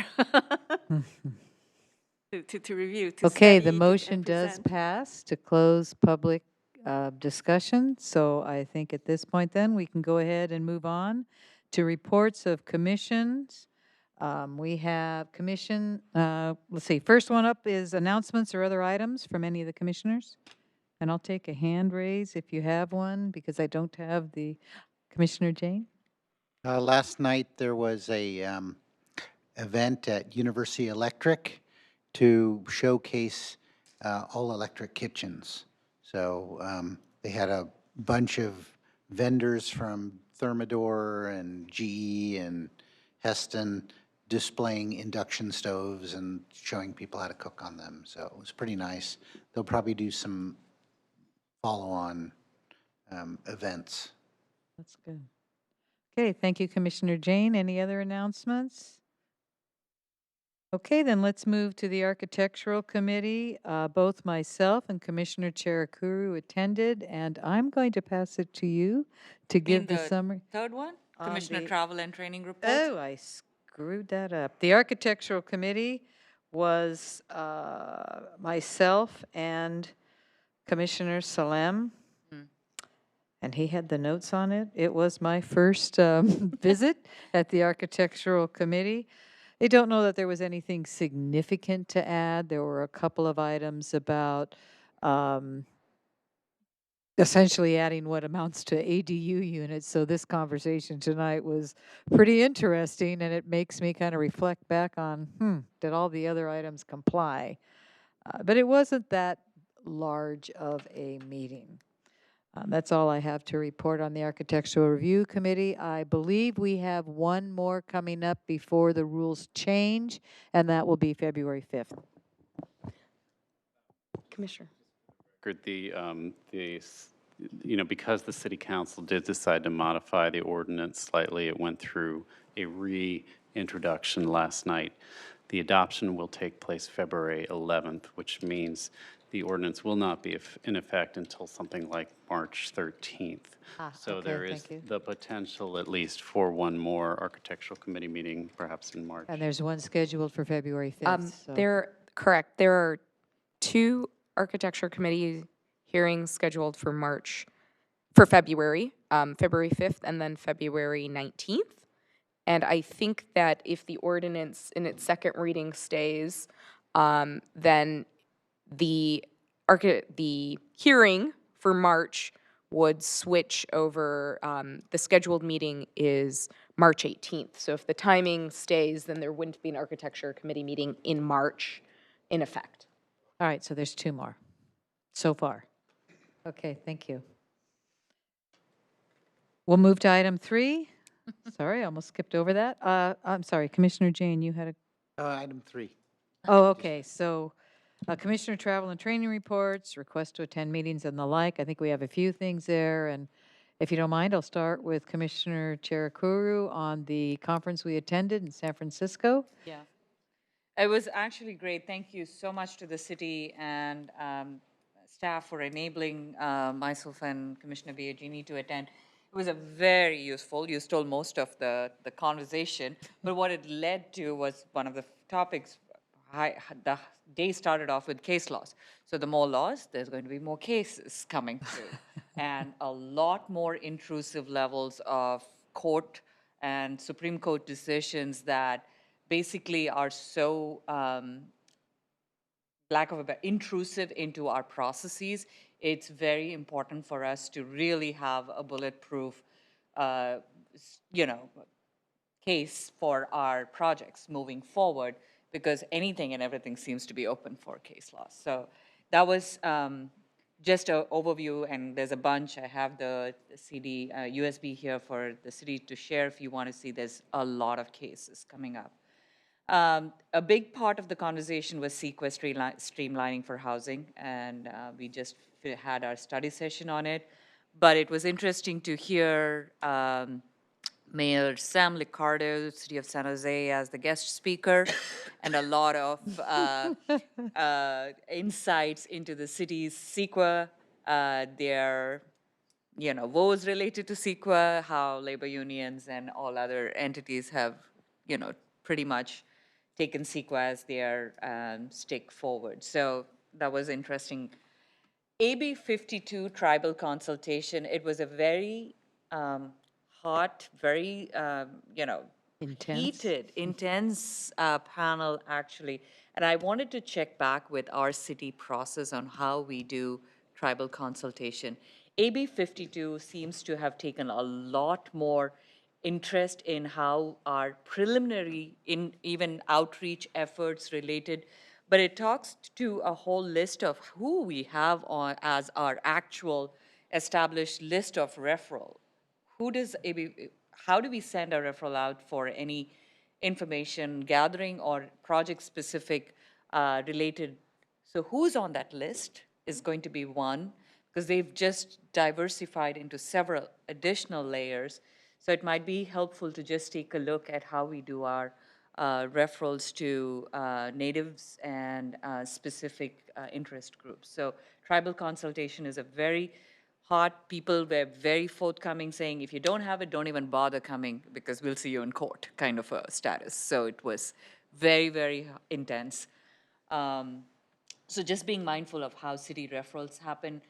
We do have some sensitive areas, and especially when it comes to archaeological resources and, Guadalupe and all our Ohlone, related sites, it would be very helpful to understand from a planning commission standpoint, as well as how we do project reviews. And to date, we've never had a tribe request consultation. I mean, we definitely send out the notifications, but no one has taken us up on that to date. It will be interesting the first time it happens, though, because it will definitely complicate the, Yeah. the development process Exactly, and slow it down. especially large projects being mindful, you know, it could Yes. draw us to a screeching halt. Let's not miss that. The topic after that was about the greenhouse gas emission analysis and climate mitigation. A large part of the conversation, of course, later half was related to all our climate action plans, how our VMT is supposed to help, and how we mitigate for greenhouse gas emission analysis. And so the conversation really dived a little into the technical data and gathering. But at a high level, it's how much is too much in information. You know, most of the information seats within appendices, especially the technical, but there have been lawsuits related to that being not pretty much evident up front in the analysis rather than go to the appendices to find out. So there's case laws also that talked about how, appendices and analysis and technical data tied to project review and EIR processes. Innovations in vehicle miles traveled. I don't recall much of that right now because it was so technical, I guess. But we all know we are moving into VMT, and we are going to have to keep a track of how the data is regionally now understood to be. And I know cities are still looking to have LOS as point of reference, but yeah, VMT data is going to become a big data. Because that's regionally harvested. It's changing metrics, so there's got to be a lot of technology associated with those analysis to help regions come up with those metrics. Then there were specific lawsuits, which I know probably Alex is about the Freant Ranch project, the Supreme Court decision related to that project. There was a big course on ethics. Thanks to Alex, we looked intelligent in the meeting. And then the last was wildfire resilience and how CEQA supports community wildfire resilience. With the city not being that close to any wildfire-related zones, but it was still, I think, mindful for all in the room to understand that resiliency planning is still in effect, no matter whether we call it wildfire or floods. In our situation, would be something that I took away. Anything that Commissioner Eugenie wants to add? That was so well put and comprehensive. I have nothing to, well, I will make one side comment. Observation. It was, yeah, observation. That's a good way to put it. It was rather interesting hearing the mayor of San Jose bring up a lot of the things that were going on in San Jose. And how shall I put this? At one point, he fully recognized the fact that Santa Clara was in the room. I'll leave it at that. Not because the two commissioners went and said, "Hey, Sam," but anyway. So it was tongue in cheek, and I did say, "Hey, I'm here to build bridges." exactly. We'd love to work in a cooperative venture. It is regional, so at Yeah. least that was very much something that we need to take away. Everything we do is now that way. That's right. Thank you, Commissioner Cherakuru. Commissioner Jane. I just wanted to say that Commissioner Biagini and I will be attending the State of the Valley. And if you haven't been, the keynote speaker will be Peter Calthorpe. And this is what they say about him. In featured remarks at the 16th Annual State of the Valley Conference, Peter Calthorpe will take aim at El Camino Real, arguing that Silicon Valley can cure its growth woes with infill and next-generation transportation systems. Considered the founding father of new urbanism, Mr. Calthorpe is legendary in planning and design circles for his pioneering approach to revitalization, placemaking, and sustainable urban design. The purpose of cities is to bring people together, says the design guru, but in the 20th century, we blew them apart. In the 21st century, we have to make cities whole again. I'd like to attend as well. I didn't get the email, so I apologize, and Elizabeth knows, so I couldn't respond to the. It's going to be on Valentine's Day, the 14th, February 14th. I'll bring the chocolate hearts. All right, thank you, Commissioner Jane, We and need to make a motion if I need to attend. expending funds, I think that would be appropriate. All right, let me get to one other item, because I believe we will have 2 motions necessary for expenditure of funds, if not others. I neglected to mention under announcements, because it is listed, there is a League of California Cities Planning Commission Academy coming up March 14th, March 4th to the 6th. That was something I learned at the CEQA conference, which I thought was great. It's Planning Commissioner Academy 101. That is coming up in It is, Sacramento. So I think it would be appropriate for some discussion and motions Correct. on who might be willing to attend that Planning Commission Academy. I and the attended funds. this League of Cities. Yeah. It was a really good program, so I highly recommend it to new commissioners. Thank you. Yeah. So I'm trying to think procedure. Was there any other training or travel reports? Okay, then I would think that what we need to do, shall we take up first the one that I know the amount, the 2020 State of the Valley, 3 people attending. The general admission is $175 each. It runs on Valentine's Day from 8 to noon in San Jose. Could I have a motion for expenditure of funds? I wanted to ask staff, I know the city usually buys a table there. Are the city tables full, or?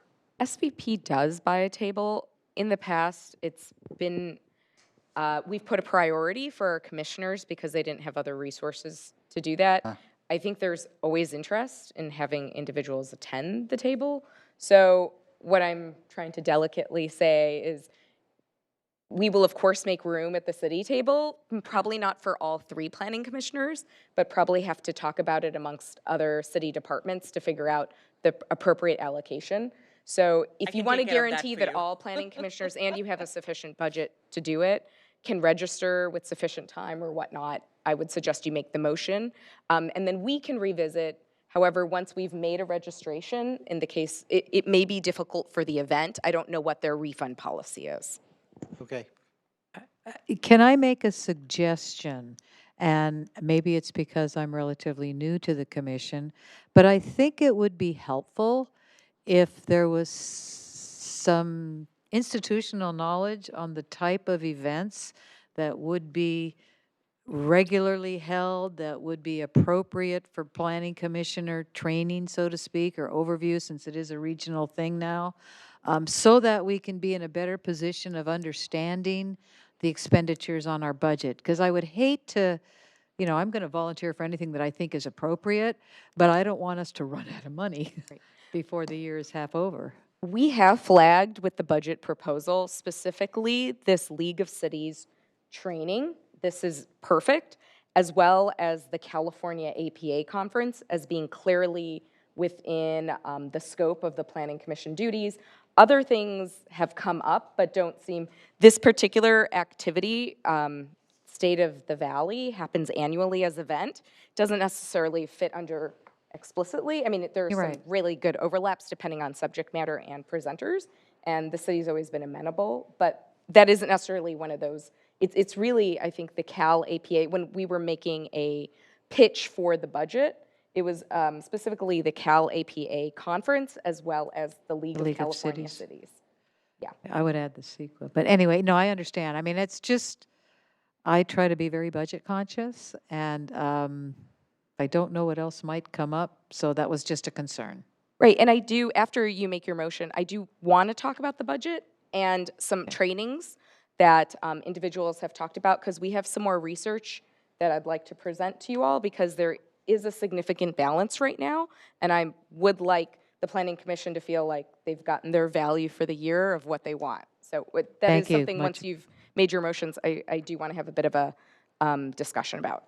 Thank you very much. That would be helpful. Do I have a motion? To approve 3 commissioners to go. Second? Okay, we have a motion and a second for 3 people to attend the 2020 State of the Valley. And a second from Commissioner Cherukuru. Should we have something that says if, well, I think we can talk about it later once you've determined who's at the table and not. In other words, it may not require $525 outlay if you've got room at the table for a couple of folks or all three. And a refund is supported if, in the instance that we've already purchased tickets for 2 planning commissioners. There's some caveats, but I think you're assuming the most amount of expense. Correct. Right. At most. The tickets are non-refundable, so I do know that, so. If you could vote.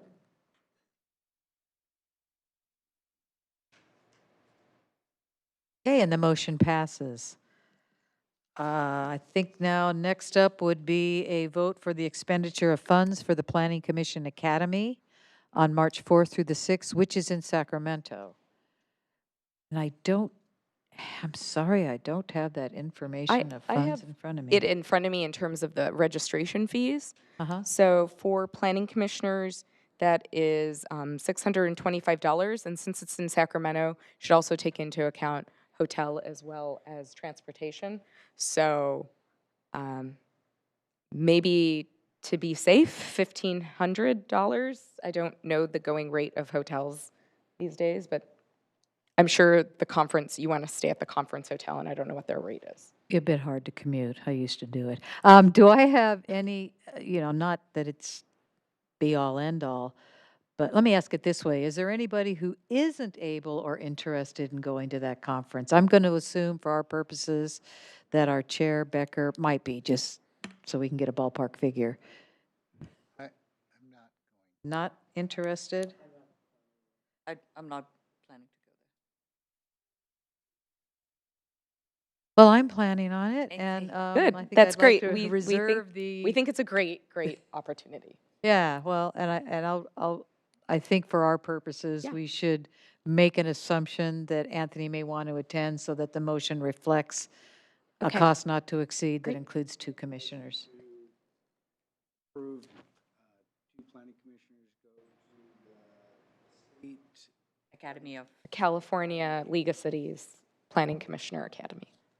Second. And that would include the registration fee, hotel, and transportation, right? Okay. And we have a second, and who is the second on that one? maybe. Commissioner Jane. Okay, a motion by Commissioner Kelly, seconded by Commissioner Jane. Any other discussion? Then we can go to the vote.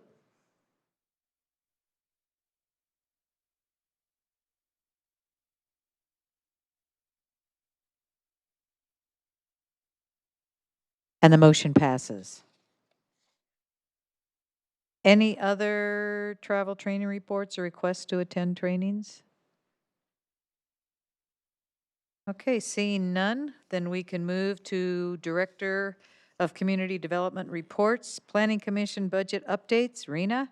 Yeah, so very timely. So we can take the expenditures through January and just assume a minus 3,000 for the last action. So there's still a very hefty balance, as you can see, of 17,000. So Commissioner Jane and Commissioner Chirukuru in past meetings threw out some ideas of study session topics. And so what I do want to kind of focus a little bit on it is first, just because of logistics, we have to perhaps enter into agreements with people who may be providing services for us, depending on the cost of the service. So I do want to kind of just first talk a little bit about the type of training that would involve money, so that we can spend that money. If, there's some things that were on this list that may be from staff who would provide their services for free because they work for another municipality. So I'm gonna share what had been communicated to us. I also had our staff really think about the most contemporary topics that are going on right now and what we could drill down on if that was an expressed interest from the commissioners. So Commissioner Chirukuru said, Spur, great resource, kind of left it open though with topic or speakers or whatnot. Commissioner Jane had mentioned Nicholas Yee, who's with the City of Menlo Park, and he's the Transportation Demand Management Coordinator. That's one. Robert Silverberg, who is with the City of San Jose. He's the Chief Technology Officer for Digital Communications, and he was working on the Smart City project. As well as, and three, Andre Luthard of the Historic Landmarks Commission with the City of San Jose. And he can talk about parking near SJSU and preserving historic properties in San Jose. So all of these groups, unless Spur was going to maybe give us a topic-specific training, which we would have to assume that they have the capacity to do and want to do, they may charge a fee for that. But the other individuals on the list, I think I'm not saying we're not going to ask them, but I'm just trying to kind of prioritize how do we spend the money in the time frame that we have. And so I just want to share with some of the ideas that our planners have in terms of some scintillating topics that we could all learn more about, which is objective design standards and getting some support. What standards? Objective design standards. So there's a lot of reference in housing legislation about how we can only implement objective design standards. So that could be learning from other communities, having an architect come and talk to us. That could be something that we pay a consulting firm or an architect to provide information on. This has been a topic that's really interesting about parking conversion and adaptive reuse. So, taking parking garages, excess parking, we've talked about it in planning commission hearings, but what can you do? What should we be looking for in terms of if we're approving development and we know we're going to have excess parking, are there standards we should be implementing? So that could be an architecture firm, that could be looking at white papers and the people who've written those white papers and having them come speak to us. There's policies on public art. So, we're all interested in public art. What are some other communities doing? There are some notable firms in the area that have done a lot of research, and I shouldn't just say research, they've implemented public art plans for communities. I don't know entirely what the Planning Commission's immediate scope is on that. It's just, this is good food for thought. And then, yeah, those were the three kind of hot topics that are, so if any of these seem appealing to you, that we can then, we'll do the further research, try and find the right folks, and then come up with a cost estimate and try and keep moving this forward, just because in using city funds, we have to follow whatever procurement process that is. So I do have some urgency related to timing. Well, a couple of ideas this has generated. Let's go back a little bit to the Historic Landmark Commission. I'm wondering, Suds, I'm not sure maybe what your thought process is on it, but I know that we have a couple of people who have served in an advisory capacity. One in particular that I'm thinking of is Lori Garcia, who's been both on the Planning Commission as well as on the HLC and does a lot of historical research, that she might be someone, and I don't know if there'd be a cost involved, but she might, her and Craig Sweeper, what I probably just massacred his last name. But if that's something that might tag base with what you were thinking of in terms of exploring for an HLC, because I think that is a really good idea personally, to have that kind of conversation in front of a planning commission because of the nexus between historical landmark and planning and how that all works. So that was one thing I wanted to bring up. And then on public art, I know we have the Cultural Commission, and the previous commissioner is very knowledgeable about public art around the U.S., as well as things like Burning Man and the like, and that if that might be an idea in terms of a speaker that doesn't create a whole lot of cost, Right. frankly. So those are my two thoughts. Anyway, was there? Oh, and I did say that Commissioner Jane also suggested Jonathan Beach, who's our housing manager, who can talk about affordable housing, Oh, that'd be you great. know, and our RENA goal, like how we are in meeting our RENA goals. That would be great. I'm just prioritizing right now the ones that we're trying to Big spend ones. money on so that we Right. can do whatever we need to do to get a contract or follow whatever Looking at process the there is. budget, right, I'm okay. not, I'm just want to triage that a little bit so we can take those steps. Commissioner Right. Cherakuru, or Commissioner Jane? So You know, we're trying to spend money. And so far, all of the people that I listed Correct. there are free. Correct. There you go, So okay. I'm not be exactly conscious. sure if we're And meeting our actually, the Plan objective. Commission did ask the council specifically for more funds for training Yeah. and this what. And so, So Andre's a good friend of mine, and he's on the historic preservation for San Jose. And he's also lives right next to San Jose State University. So he's very familiar with, you know, parking permits and how that works in his neighborhood. So I talked to him about coming to speak to us. So the point was to, rather than have Lori Garcia come, we want to hear what other cities are doing. So Lori doesn't live in the city, so maybe she knows where, about the city she lives in now. She's kept in, I talked to her too. I Okay, mean, she's yeah. very much involved in research. For example, with the Historic Home Tour, she does all the research and Sure. keeps in touch, but She helped with the Mills Act on our house. And stuff. yeah. can I just because Yes. both of them may be free? Yeah. Can I'm sorry, I Focus just on want the to, I just budget. really would like a little bit of direction. If there's something that we can bring research and bring back that may have a cost so that the expiration, Gotcha. we don't hit an expiration date. So does like a parking conversion adaptive reuse, I mean, if there are other ideas, I'm not trying to, I'm just trying to move us along to try and get to that objective design standards. Are those two topics? I don't know if it's too relevant anymore because I don't see any big projects coming along, but I still like to understand the cost of construction. Okay.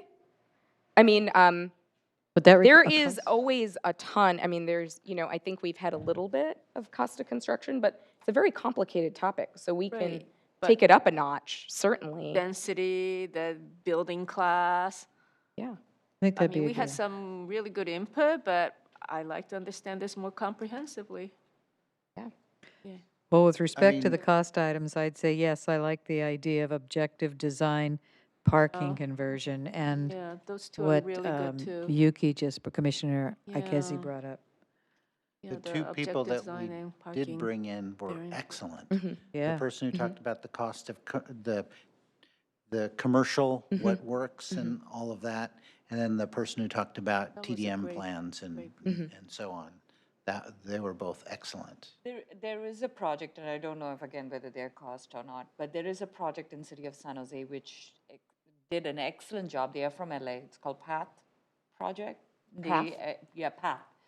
They have actually completed a full 100% affordable housing project, and it's a beautiful venue.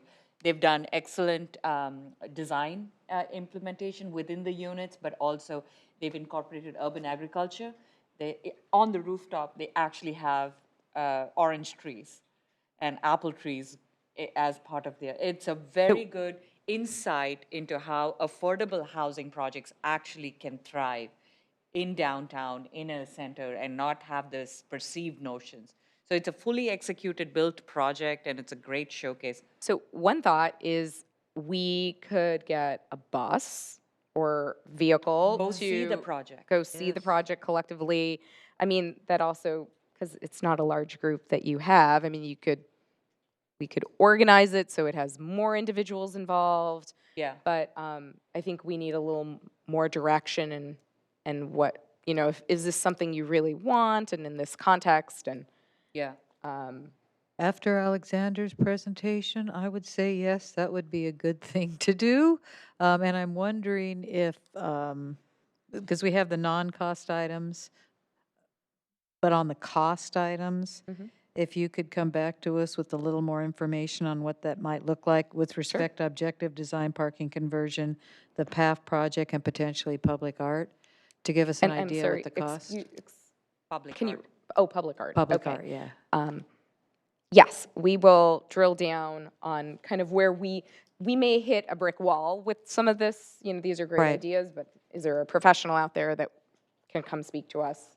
Another topic that may be costed is sustainability.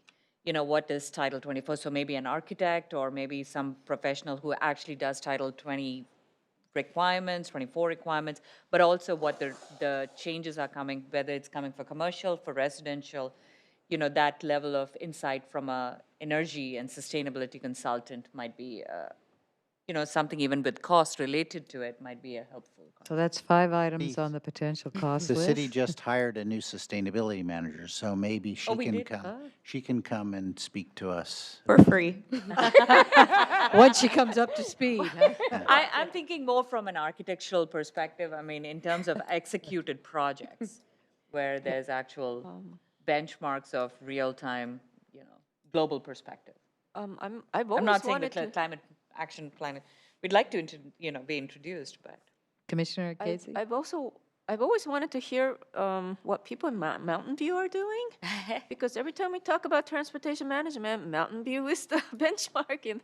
We always talk about what they're doing. So, and their community is very similar to us in terms of geographical configuration and type of people who live here, type of businesses. So maybe it's really nice to have a chance to find out what they're doing. Be great if it was a non-cost item, too. We'll see. So what I will do for our next meeting is we will explore more objective design standards, parking conversions / objective reuse, the cost of construction, perhaps a bus tour for a project like PAF, sustainability. It's like this list has gotten very long. Is there a sustainability consultant who could provide guidance on, Title 24 requirements as well as public art policies? This list I hope we have a little bit of latitude to figure out where the dead ends are and how to pursue things a little bit further based on what we see. Unless there's really a strong desire that any of you have on prioritizing one of these more than the other. Comments from commissioners? Priority? All are good priorities. Whoever you can get. Yeah. See what you can do and let us know, and we can go from there. Okay. All right. Yes, sir and ma'ams. Thank you. Okay, that takes care of budget updates. Then how about upcoming agenda items? Yes, so thank you all. We do know there's a special study session on February 20th to go over the related Santa Clara DAP Phase 1 project. We do anticipate as well, when we brought forward the Planning Commission schedule and we said, hey, we're only going to do a meeting a month, we recognize there might be a need for some special meetings based on time sensitivity of things. So we do have the VMT policy that's moving forward, and we do think that we'll probably have a study session that's required in April that may not, as we were going through different timelines, may not fall on that April Planning Commission date. So more information to come about whether or not we need a special meeting in April. Specific to that, I think when we were going over the DAP Phase 2, everything is very much based on required timelines for these projects. I'm hopeful that we can stick with the Planning Commission's scheduled meeting, but that might be also in front of you all with a special meeting request. But we'll keep you posted as these come up. Trying to think of, there are our specific plans that are moving forward. Patrick Henry Drive, Freedom Circle is the focus area, downtown, El Camino Real. Kylie? Not a precise plan or a specific plan, but all of our plans have, as we're moving forward, we're trying to schedule study sessions. So to the extent that they fit with existing schedules, we will. Otherwise, I'll reach out to you. We're trying, especially for those, to have them that fit the existing schedules that we have. Appreciate it. Thank you for the heads up. Then let's move to city council actions. Any items acted by the city council, previous recommended action on planning commission? Yeah, so we did talk about the process change for AC already, where the ordinance got changed by the city council to make sure that second stories, for instance, and demolition, certainly we're going to trigger a public hearing. So there will be, the first reading on that ordinance was yesterday. There'll be a second reading and then a 30-day adoption period, so that's when we would begin a new hearing process, should that timeline work out. Earlier this month, the city council did approve funds to move forward with the climate action plan, and we are planning study session for planning commission as well as informing you all of stakeholder outreach. I don't have that information today, but at our next meetings, I will share whatever information as it develops on that. And then last night, the Freebird project on Monroe, which it was the supportive housing project that got approved by the city council. That was something the planning commission saw just a couple months ago. So I think that covers the items of interest in the last month. Okay, thank you. And you already did our Architectural Review Committee update, so that's helpful. And that leaves us with Motion to adjourn. that one. Second. Okay, motion by Commissioner McKenzie, second by Commissioner Cherakuru to adjourn. Anthony could have come back. That's okay. Why am I not getting the, okay.